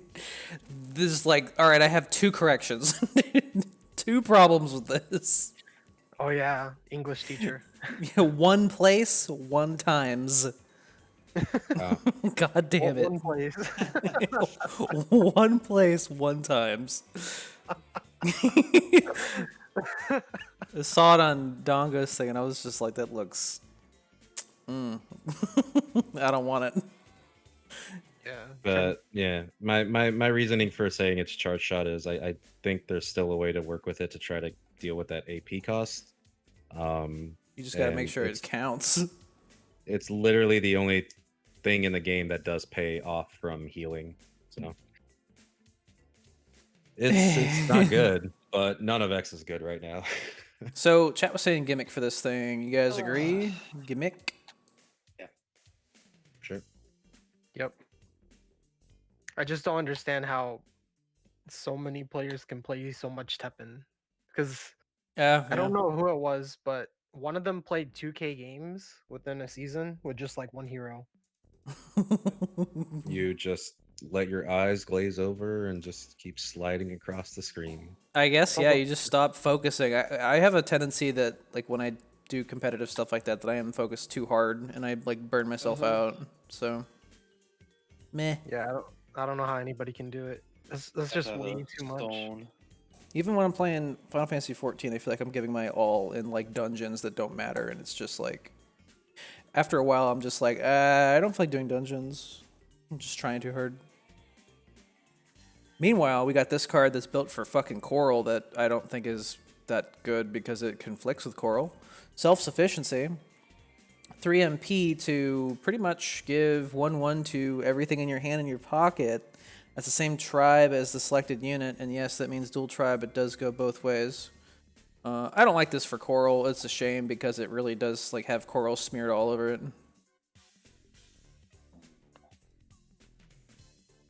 And It's too reliant on this. This just feeds more into a problem with a lot of green cards, and that it requires a unit on the board, and it's really easy to just snuff that out. Well, And the then thing you is, just spent 3 MP for nothing. I don't think it cucks the effect though, does it? It does. It does, but when you play the card, it puts the tag on your hero. Yeah, so the weird thing is this doesn't show which unit it's targeting, which I thought was really weird. And I thought like, oh, that's cool, so Yeah. it must go off.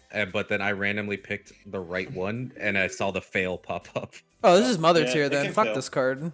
I can film. Yeah, it's garbage. Wipe my ass with this card, dude. This is terrible.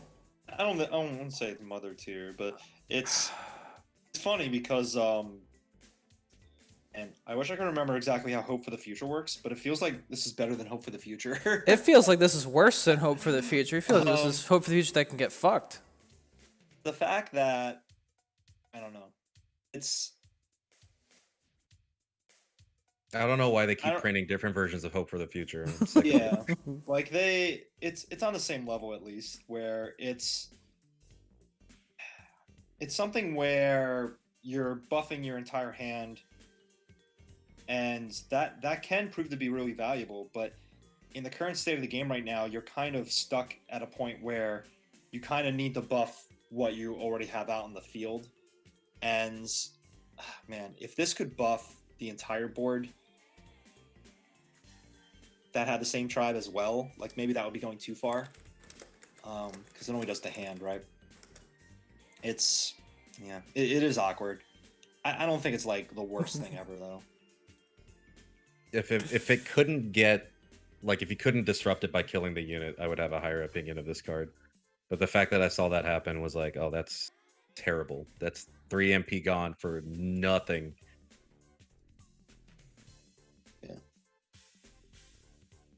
It's bad. I'm gonna put this in dog shit tier. So between cute and mother, like it might not be mother tier, but I hate it. I Like would this thing, say cute. it's funny because it Pretty does gimmick. solve one of Hope for the Future's problems, which is to get the hand buff, you need memory 4, but getting that memory is awkward when you want to have like a heavy unit deck to actually get value off of it. But then no, you this gets away from that requirement, but it gets screwed by anything being killed, which is happens a lot. I was happy with it. I was decently happy with it, with the fact that it seemed like you couldn't cuck it by getting rid of the unit, but that's just awful. That's awful. I immediately put this in cute tier, but I don't know what you guys think. 3 is also kind of a lot. If it can be cucked, it should be 2 or something. I don't know. Yeah, I think it's a nice gimmick, but it's very dependent. on your I think hand it's cute. state, so maybe it just falls short of that.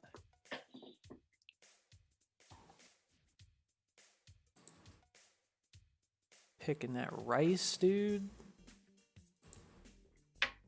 She got bundles of hay on her head. What is she doing?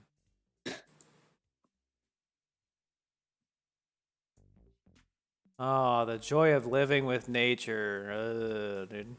She's gonna have back problems when she's older. Right. Have you seen how big rice paddies are? Man, I don't know how those guys can, farm that stuff and not have like terrible back problems later on in life. True.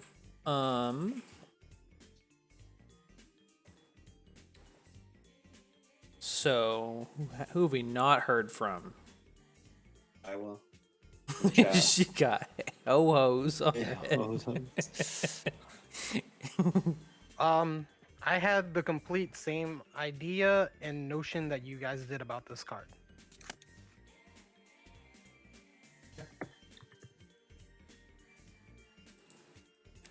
So I feel the same way. Poland.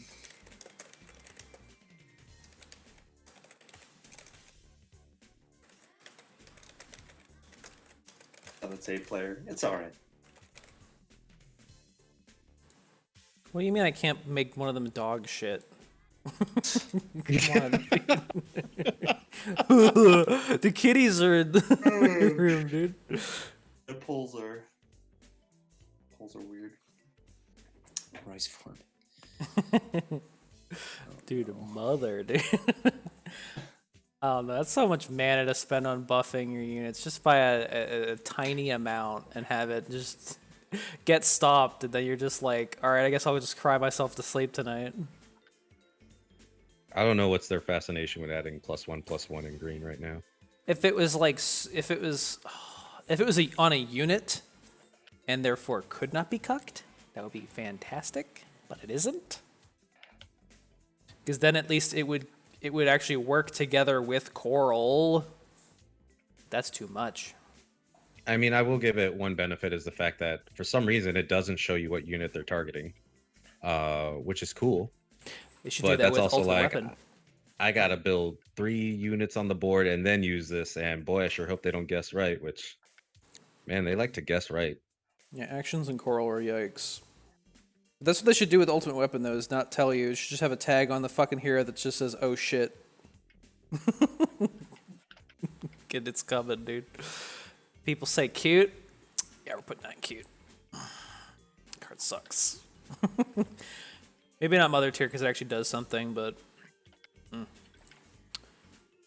We got Gift from Matsu. Oh, we got this guy again with his wife, with his waifu. Wife. And all the goods. All the jelly-filled donuts. Nothing beats a jelly-filled donut, dude. Gives agree. all friendly units crush for 1 attack, and then you get that 1/1. Yeah, if you have max growth on the field. This card's actually pretty scary when set up right. I actually do like this card and how it was implemented. Crush that cock, dude. Thank Holy God shit. it's only for 1 attack, but thank God, right? Like if they all gained crush, that would be a huge problem. I mean, I've been messing with this even in like red green growth. It's possible to pull it off, but it's a little bit more difficult. I think at best it's like maybe a 1 of, but I think it like gets some really good surprise, attack value out there for just winning the board over. Of course, against black, like they probably just remove one of your units so you don't get that buff. Even still, getting crush on some more units, because crush is so rare right now, because it's such a good tag. Being able to actually apply crush to anything on the board is pretty damn good, even if it's just for 1 attack. Yeah, I think the problem with it would be that you need kind of a full board and your opponent's board to be full to get the maximum value out of it. Yeah, crush but is if a you do lot, get that, though. if you get that +1/+1, that's super nice. If you somehow hit that, and I don't think that's too terrible of an ask to kind of try to hit that. Especially if you have like 2 max growth units, that could be troublesome. I like this card. I haven't messed with it enough yet though, but I can see it being scary in the right deck. I think it's good just for the crush tags alone, even if it is just 1 attack. If it was If it was permanent, oh my permanent, god. This would be in every deck. It would be That's what I was god tier. saying. Like, thank It would God. be Fucking broken. It's annoying. not permanent crush, right? Like, if How it was about a permanent crush it would be aura, broken. dude? Yeah. It would Like, be broken. Yeah, but even for that 1 attack, it can be really important just to win over the board. Yeah, there's a lot of cool combinations you can do with this. 3 cost actions either have to win you the game, be removal. It has to be Devil Trigger.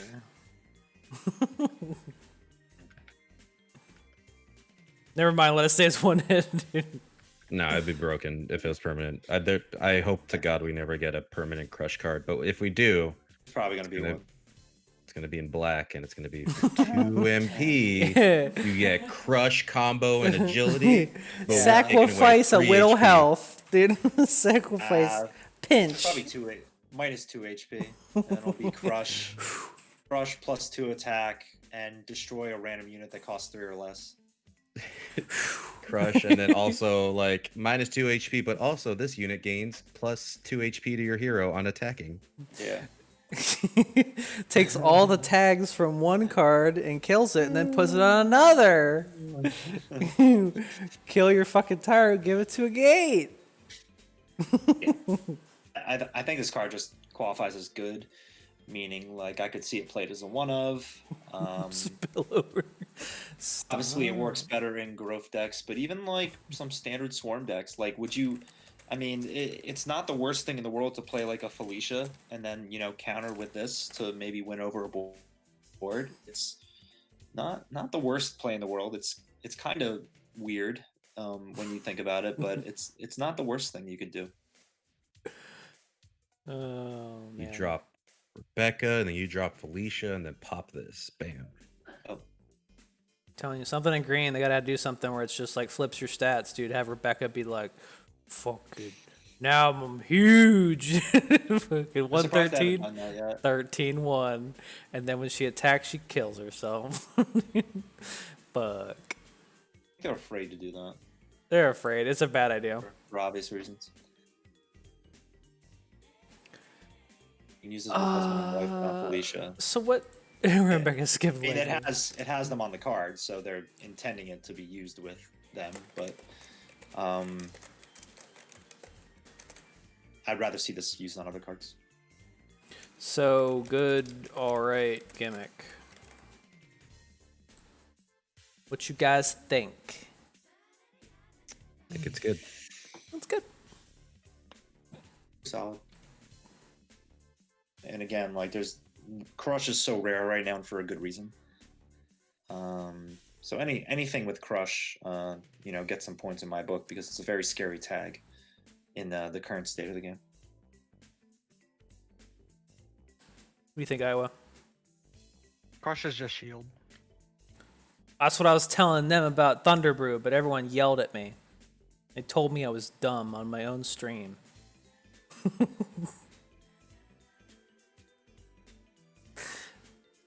Nobody Yeah, laughing. Thunderbrew is kind of like multiple shields. This one is more like one-time shield. Yeah, I never thought about it that way.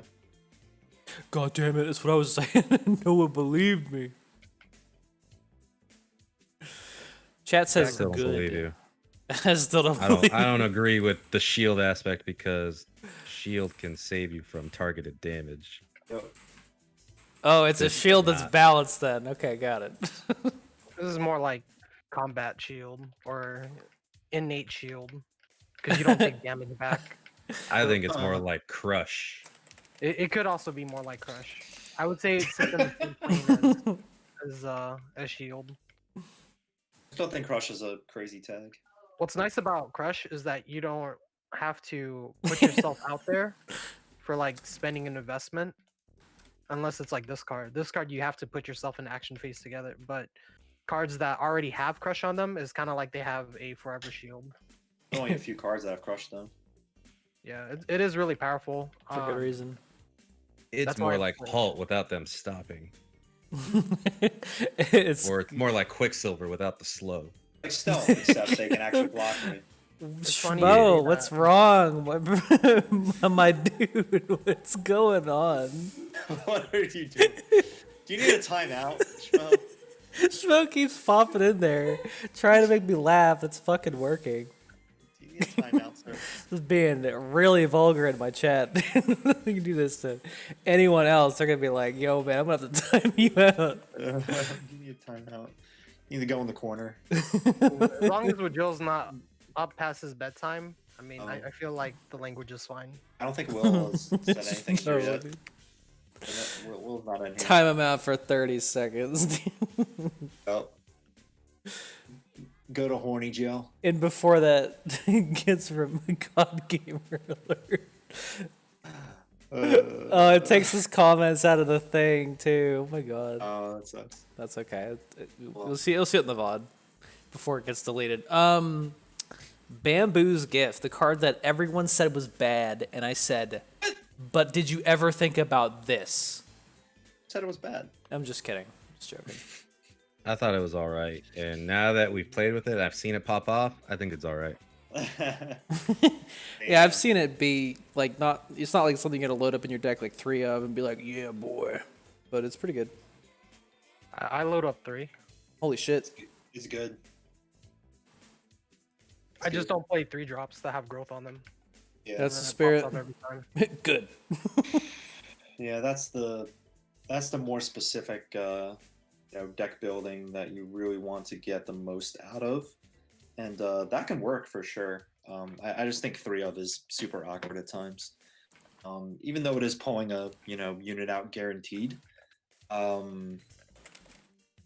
It's very specific, right? Because summoning a unit on the board with like other growth units won't grow those units, right? So it's just the caveat, right, with this. But being able to get like a potential max growth Sasquatch, I mean, that's the dream, right?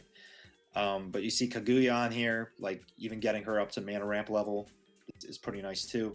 So there's some really good cards you can trigger with this. Oh, it's I got do the like the weed card a man lot. too. I Yeah, use it it with does. He doesn't get summoned with it though. I use it with Besarios and Sasquatch. But for me, how I look at it is you just play it for 4 MP, and it's kind of like you already playing a 4 MP unit, except that it grows immediately. Yeah, You that's- can't grow anything else on the board. That's the catch I'm mentioning. Yeah, And that's, I don't think that's, you need that's, to. that's fine, honestly. It's dependent, yeah. Yeah, I've seen a lot of situations where people use it and it's actually been detrimental to them because it didn't grow their other stuff. Also, I've seen it just kind of screw over because you can remove a unit during that time, so they don't really even get the growth. But it's Yep. still not bad. You're still getting a 4 cost for 4, so it's not really that bad. It's just it can be awkward at times.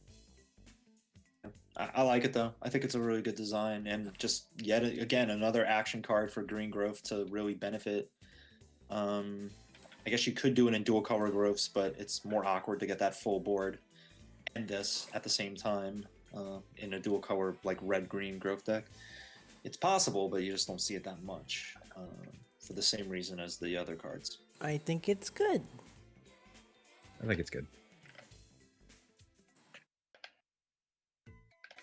I like it a lot. It's A fun. lot, damn. Just another fun design that really helps encourage different ways to play the game instead of just unit slam.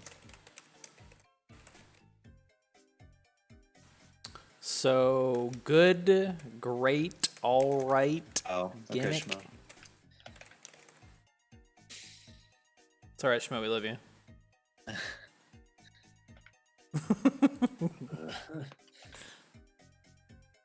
Great tier, really? Oh shit. I was gonna I- say yeah, either great, good, or all right. I didn't think people loved it that much. I think it will was have that as a 3 either. of, so that means great tier for him. I think it's either Kami, Penguin, good, great, all right, gimmick, cute, or mother. Let me put all those in there. Easily. Fucking mother I'll tier. stick with good. I think it falls short of great because of the situational effects. And if you do pull like all of your 4 costs, if you are running a 4 cost only growth deck, I don't know what you do with this. At that point, you just look at it. Just look at it. Certainly can't play it. So you got to be careful with your mulligans if you are doing decks like that. Yeah, I've also seen this card just kind of fall flat, even in getting like the best situation, and it still just didn't really matter that much. It saved my board sometimes when pulling Sasquatch.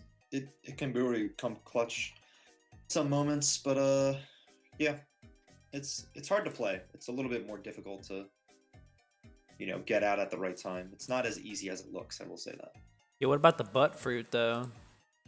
that. The better butt. heart tank. Juicy dude. fruit. Fucking Yeah. Talking about a 4 memory Rakoha on your board. Fucking 7 HP split across all friendly units. That's sick. Heart tank card. Yeah. It's interesting. I don't really see anyone play it. It's like a heart But grenade. yeah, Dude. if you only have one unit on the board, you will pretty much be using a heart tank. Yeah, it's weird too because when I saw it, I was like, oh, this is definitely better than Rain Dance, but it's only better than Rain Dance if you have 2 units on the board. It actually ends up not being as good if it has 3 units on the board. So that's like the interesting thing about it. But it's cool. It's neat. Need to see how the splits go sometimes. It's nice when you have like 2 units on the board, and if they remove one, then none value of it's not lost. Yeah. I just don't know if it's. I mean, you already said it earlier, but like HP or buffing HP is one of the more lackluster effects you want to do in this game right now. Like I think this is meant to go in tandem with Sakuya since she's the Wood Sprite, but again, I don't know if you really want to keep buffing her just by HP alone. So I don't know. If there It's was cute, a though. I don't know why it's hero, an epic, but if there was a hero art that was like, I don't know, maybe around like 16 AP that gave your units a buff, that they would get a buff whenever they're healed, I could see this being good, but we don't have anything like that, so. no, we don't. Yeah. Charge Shot is dead, so. I'm glad Charge Shot is dead. We didn't need that hero art Same. anyways. There was nothing wrong with that hero art until purple mechanics bled into the game, Resonate. and it's like, It resonates a problem. Now Resonate's healthy. exactly. That's why I don't trust you, Iowa. Okay. It's not ever dead. It definitely can be dead if you only have one unit on the board and then they remove it. Fucking dead. Yeah. Nah, man. Charge Shot was fine. They just needed to fix those stupid Resonate cards.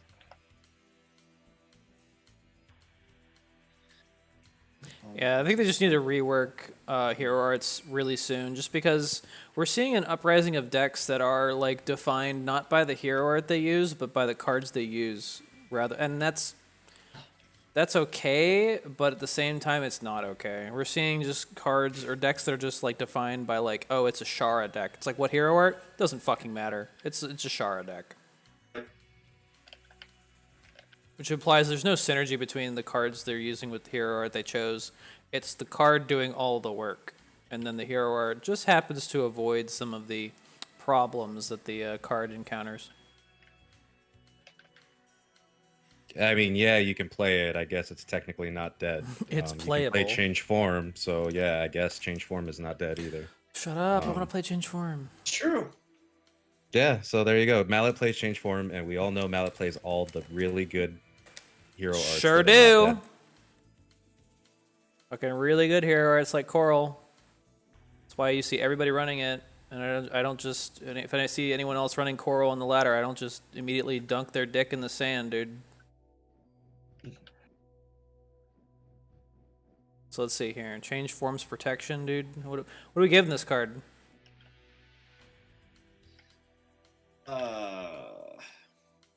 I would say The butt fruit. it's all right. I can go with all right. I'm torn between all right and gimmick, but I think all right.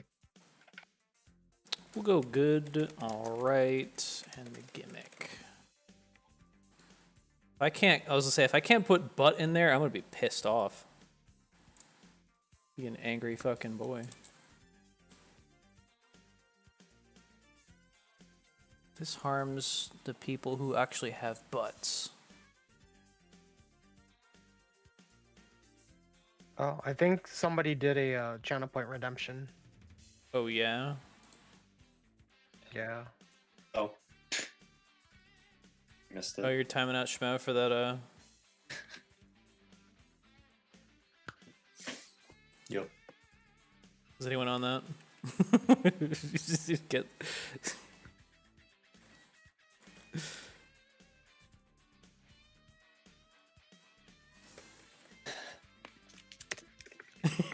Fucking god, dude.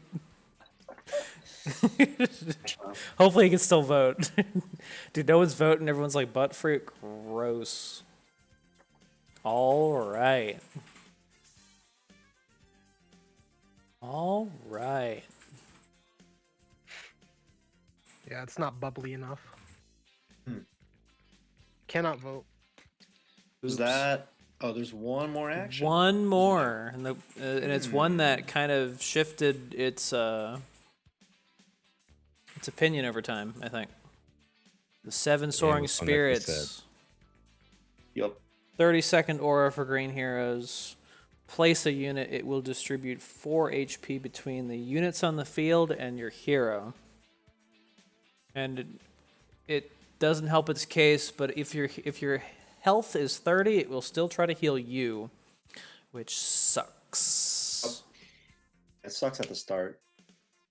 Yeah, I wish it would allow you to play at the beginning and focus, because that would help you create a board to contend with red.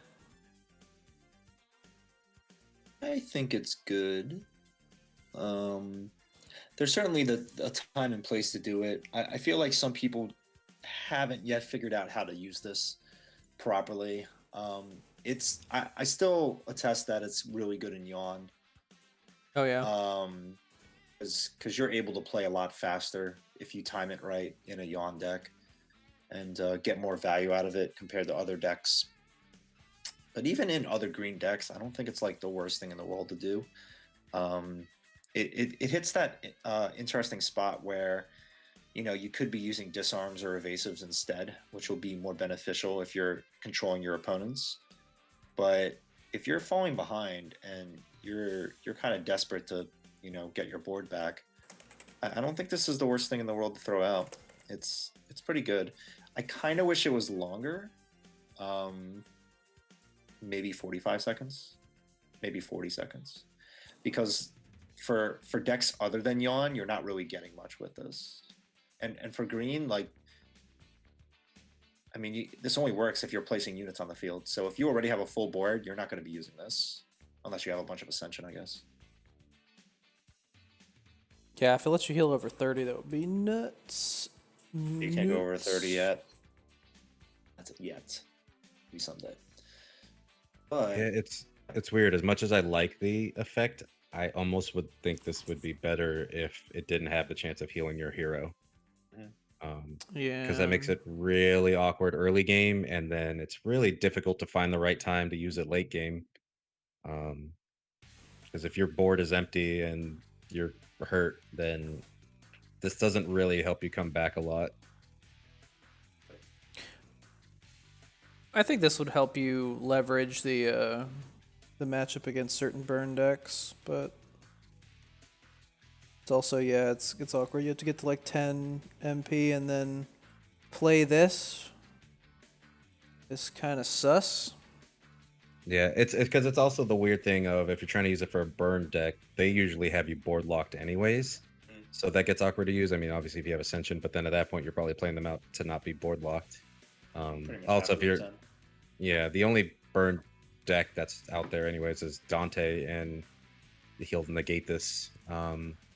It's just too inconsistent because, yeah, like Schmo says, whenever I want it to heal face, it never heals face or heal units, or whenever I want it to build units, it doesn't go to face. So that RNG just makes it really rough. It's random, but I don't know. I still like the effect, and I appreciate what it does at certain points of a match. It's just really difficult to play outside of Yawn, like I said, because, yeah, I don't know how many cards on average you can get out in a normal deck. Maybe 3 at most. But I've seen the average units being played when this comes out is like 2. And, I mean, it's your call at that point, like, if that's worth it. Yeah, It's and pretty potentially cheap. it could be worth it depending on where that HP goes, but It's awkward. Like it's even hard for me to focus on like, wait, where did that HP go? Did it go to me? Did it go to the unit? It's just it ends up not really being that much HP per unit, especially when it's spread around. I think it's especially helpful if you run a deck that has few actions. If you have a lot of actions, this could be kind of hard to justify using, but if it's like your only answer, it could be pretty good to use that on blue MP and then start filling up the board. Yeah. Yep. Well, like I said, you have so many other options for green at that MP point for that same cost or less, right? Like you could use a shield, you could use the reset, you could do a seal, and those might be better than this in that situation. So this is definitely, the time has to be like perfect for this to get the most out of. It's tough because so many people just throw it away to cycle. And I don't know if it's like the best card to cycle with. It doesn't hurt too much if you have to cycle it, honestly. Yeah, but it's not ideal. I like it in Coral just because it's kind of the main objective, right? Is just to fill up your damn board. Yeah, but also I still feel the need to compare it to purple and reds, which those you can throw out, and it's really hard to not get value off of that once they're active. Compared to this, and Mercenary mentions it in dual colors. I don't like this in dual colors. I keep trying, but you just don't get enough units played to really get value off of it. 30 seconds means that without MP gain, you gain, what, 9 mana? 10 seconds in attack round, you get 3 MP, so yeah, 9 MP. So as long as you can put down, I think 2 units is fine. Yeah, like the average is going to be 2, like I said. But if you're playing it right in a Yawn deck, you can do 3 pretty easily, sometimes even 4. But that's, best case scenario shit. You can definitely do a lot once you're getting a lot of MP out of it. But again, I don't know if it's worth it to do that because it's only buffing HP. And sometimes a tall board is not good enough in the certain state of things. So... I think I still say it's good. But yeah, I think it's good too. It could just be all right overall. Yeah, I'm torn between all right and good. It's definitely the most underwhelming card that I was excited for. I think it's good. I talked a lot of shit about this card, but I think that for green, especially right now, it gives you a card that you can just play for no reason at the beginning of the game. But also, if you have it later in the game, you don't hate it. Right. I feel like there's better cards for that though, for just playing and not caring. I feel like it's a small enough cost that like if it doesn't really go anywhere, you didn't lose that much. Yeah, it's not painful, so that definitely helps. But I have played it in a bad way once, and I played it in my Spirits Coral deck where I was like, I wanted something to die, but I wanted just the hero health, so I'm like, expected my dead fish to die, and I put it on the field, and I was like, uh-oh, it didn't die. That's not good. You should have voted, guys. Yeah, vote on the 7 Swole Spirits. yeah, I love it in that situation. I've been burned too much where it's like, yeah, opening game, I'm gonna have big health units. It's like all of it went to my goddamn hero. That's at 30 HP. That was the big catch for me. I was like, can it go to the hero at 30? If they change the logic on it to make it not affect the hero at 30, that would be fantastic. Yeah, it's pretty much the only Actually, catch you got to keep in mind. That'd be kind of ridiculous, because then you could play Kaguya first, and she would just start as 210. That's fucking disgusting. We'd be cat jamming all the way to the top, dude. Good. Crowd says good. And with that, we have finished green. Ooh. Took 3 hours, bruh. Oh, cool. And we have... actually, that's right. We had basic cards in red, but still, it doesn't seem like they have as many strong cards as... They have let's just as many see. cute cards. Yeah. That's The not- overall the look of the tier list right now. Does this look right to you guys, or are there any points of contention you can make here? I think the general ratios look pretty logical, but it is a shame that how many solid cards that red got versus how many solid cards that green got. Well, yeah, it makes sense because it's the red expansion and red got some basics that are actually playable. I know, On but top of double that, did. Yeah, I don't hate as much great stuff that Red got. We'll just I'll have a different opinion though when we get to the next tier color. Yeah. I'm just saying it's just like surprising to see like, oh, there are 5 great cards in green, but there are 10 great cards in red.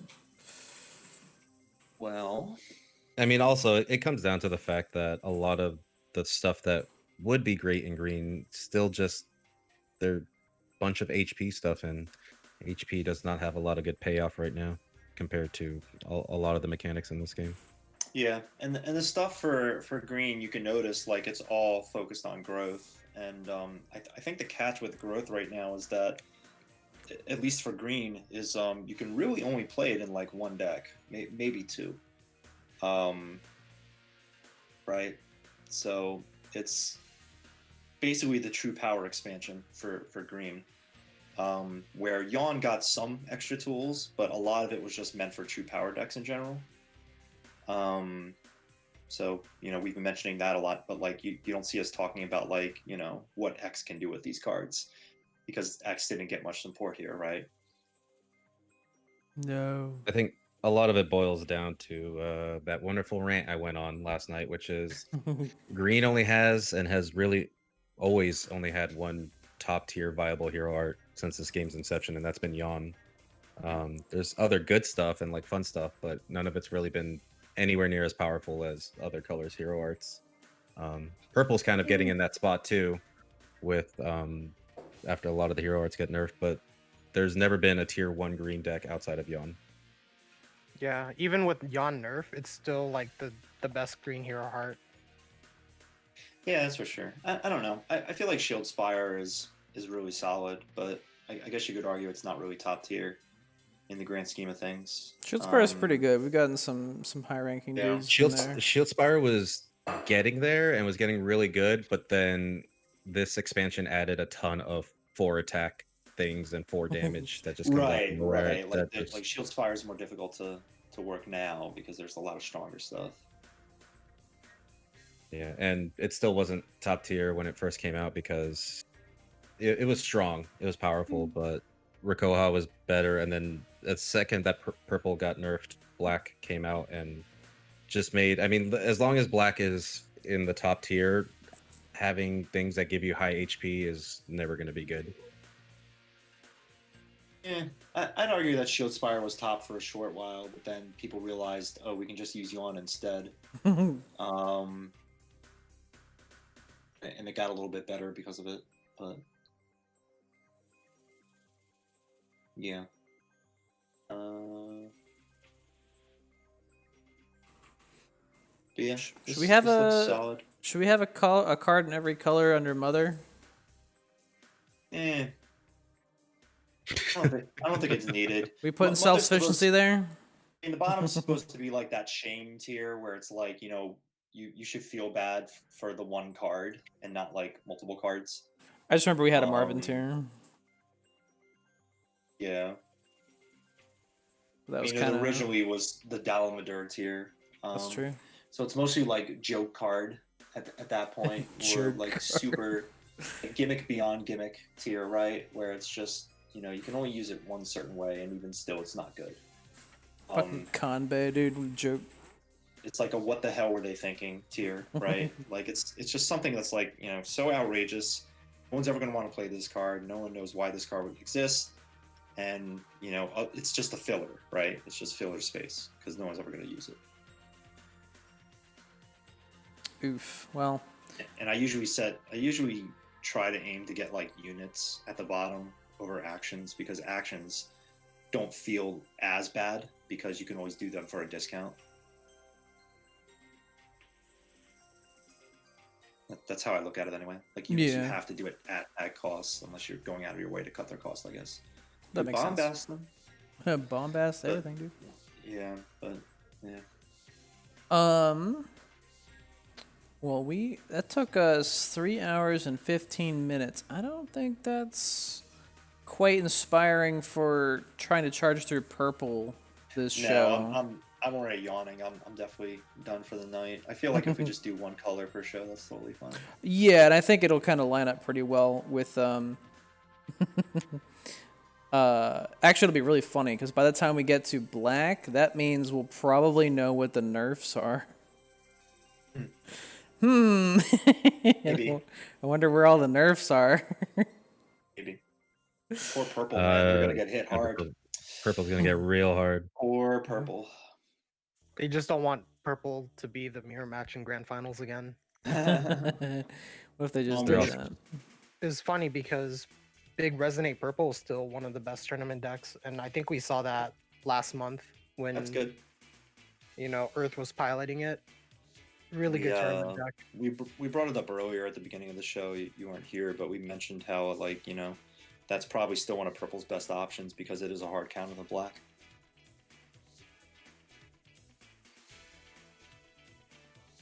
Yup.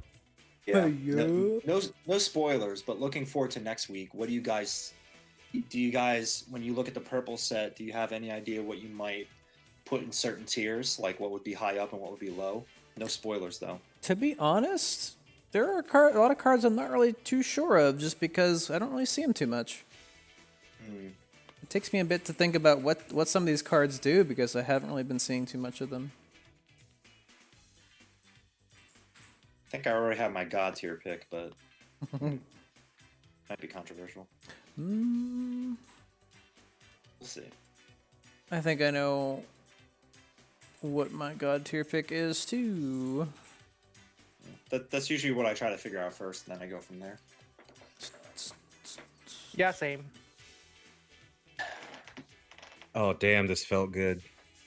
Sorry, I'm playing purple green Shield Spire and just this guy thought it was a good idea to drop a Rochi in front of that thing that's not Kenshin, and Kenshin just kept him halted.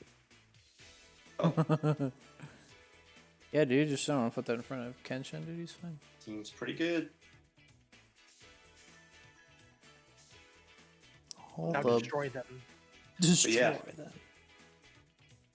Yeah, we have a lot of interesting cards, and I think purple in this set has the most.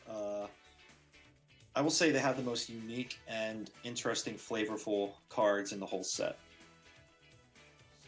That's my opinion, though. Yeah, Doing a lot of interesting stuff.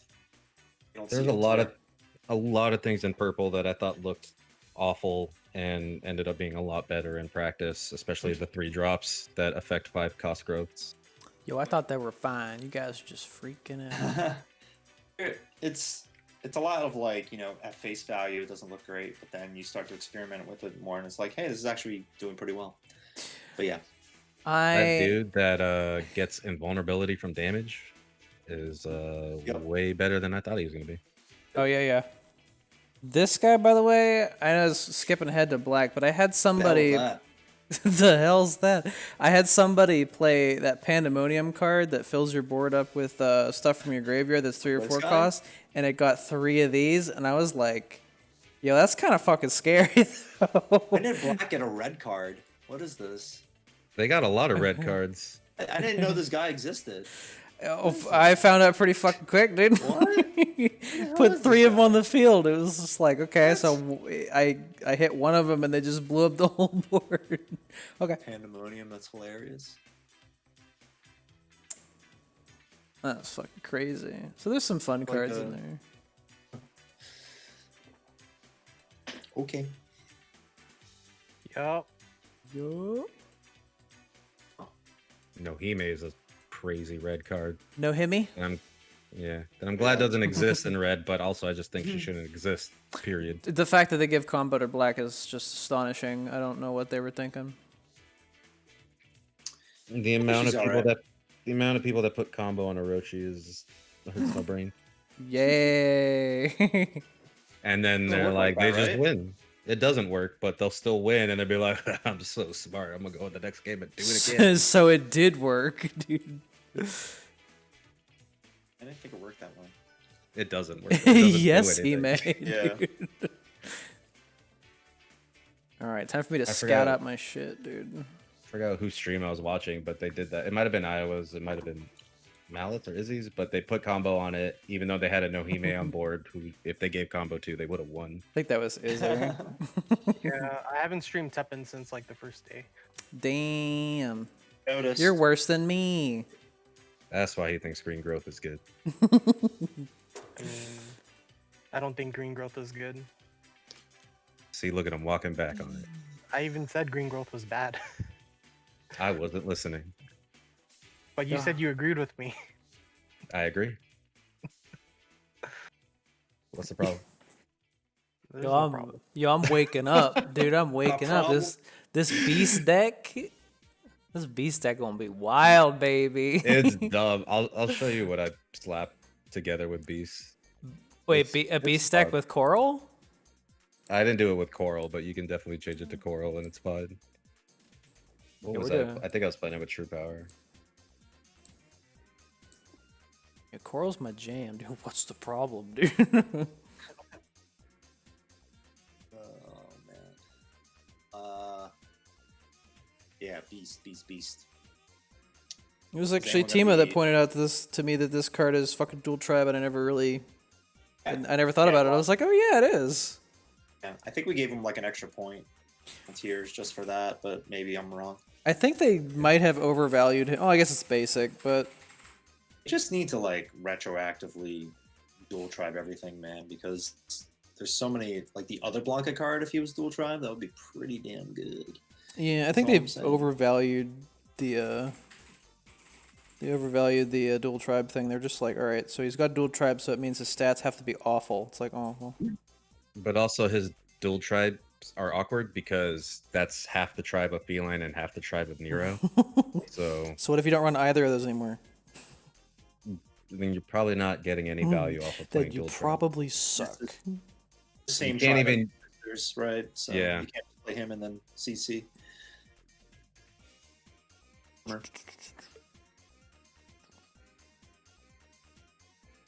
Ew, chum.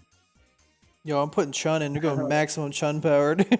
Oh, She's a with growth, beast. that's right. I thought she just did all beasts. I'm thinking. Oh, that's what I'm thinking of. That one human that's just like fucking the Beast Master, dude. Yeah, you would need some growth. I mean, you have Jamba Juice in there. So Fucking Jamba Juice, dude. John Talbane. Give me that slam Definitely. squatch that'll never grow. Fucking maybe not a good idea. Definitely add that cute beast trainer. Nope. This you trying to do dual color here or mono? Probably mono to start out with. There's a lot of solid base in green. Definitely Felicia then. Super Felicia. Oh, that's right. The board filling Felicia. Yeah, at least one Felicia because Felicia plus Sleepy Bear is pretty good value. Man, I don't even know. I don't think my green purple humans is as good as yours. I just slapped it together based off what Chris said, and I was like, damn, I'm missing a lot of cards. Oh, Dango's idea. Yeah. Green That's purple spoiled. humans coral, or is it fucking what hero art? If you need help filling out the deck, spoilers, he uses 3 Bombast. Oh, see, I don't even have Bombast in here. I figured you didn't. Yeah, I made a green I also purple have- humans, but that was with the bad hero art. So But I also slapped in Palumo in here too. He doesn't use Palamu, but I do in my mono purple deck. Yeah, I'm using Spire though. Oh, I haven't been that'll- able to use the hero art though. They died before that. shit. I don't know what to tell you. It's a fun deck though. I don't know. Dango's really good at Cleric Contempt With the human. Yeah, aggro. human. so able to make it work. All I know is Kenshin is my favorite card to watch in a replay because when you fast forward it, it fast forward his secret art, and that dude is Ooh. running. Yeah, that's like some crazy good art. He's taking off, dude. Off to the races. Let's put Trinity in this deck. Let's see When what Mallet happens. said the first version of it is like my parents aren't home. A second speed though is like my parents and I aren't home. It's My all parents are good. dead. Coming over to steal all that shit. My parents are really gone, dude. I'm at their funeral right now. Don't worry, I'm on your way to your house. That's terrible. Holy shit, dude. Well, their dad's not going to use the PS5 anymore, so. Yo, we pre-ordered a PS5, dude. Come on over, dude. Oh no, I'm dying. Please stop. Should I put defensive formation in this fucking deck? No. No. Just don't.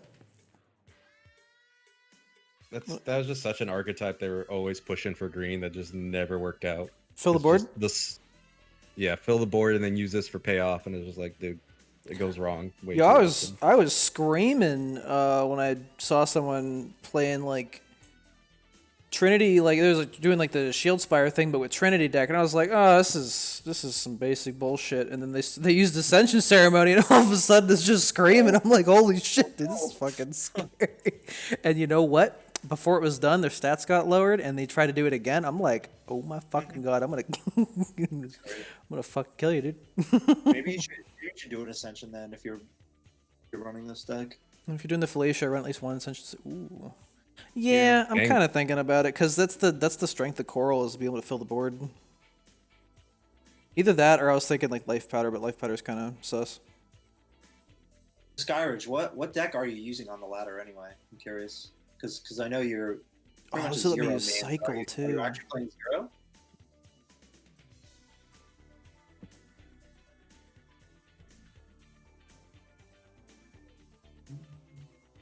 Yup. Yup. I can send you the list, Thirsty. Actually, the basic feline isn't really that useful here, is it? Dango, send me the list before Chris does, or I'll think that Chris made it. It's fine, it's fine. Shit, dude. Well, it's a race. Oh wait, It's not Ascension Ceremony. I gotta put that in there. How many units are in it? Please tell me it's 13 units. Wait, where the? 13? Do I not have Ascension Ceremony? I'll be damned, I don't. I gotta change the deck since you last sent it to me. So I want to see it.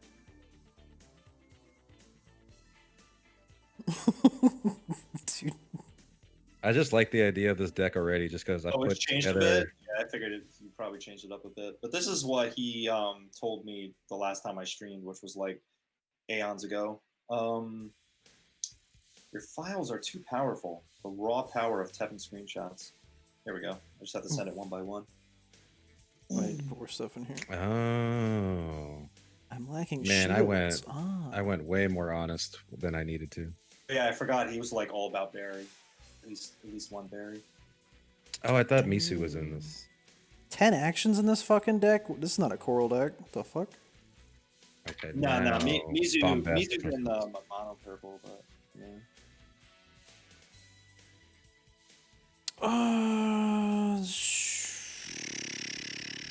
Fucking beast mode. He might have included it.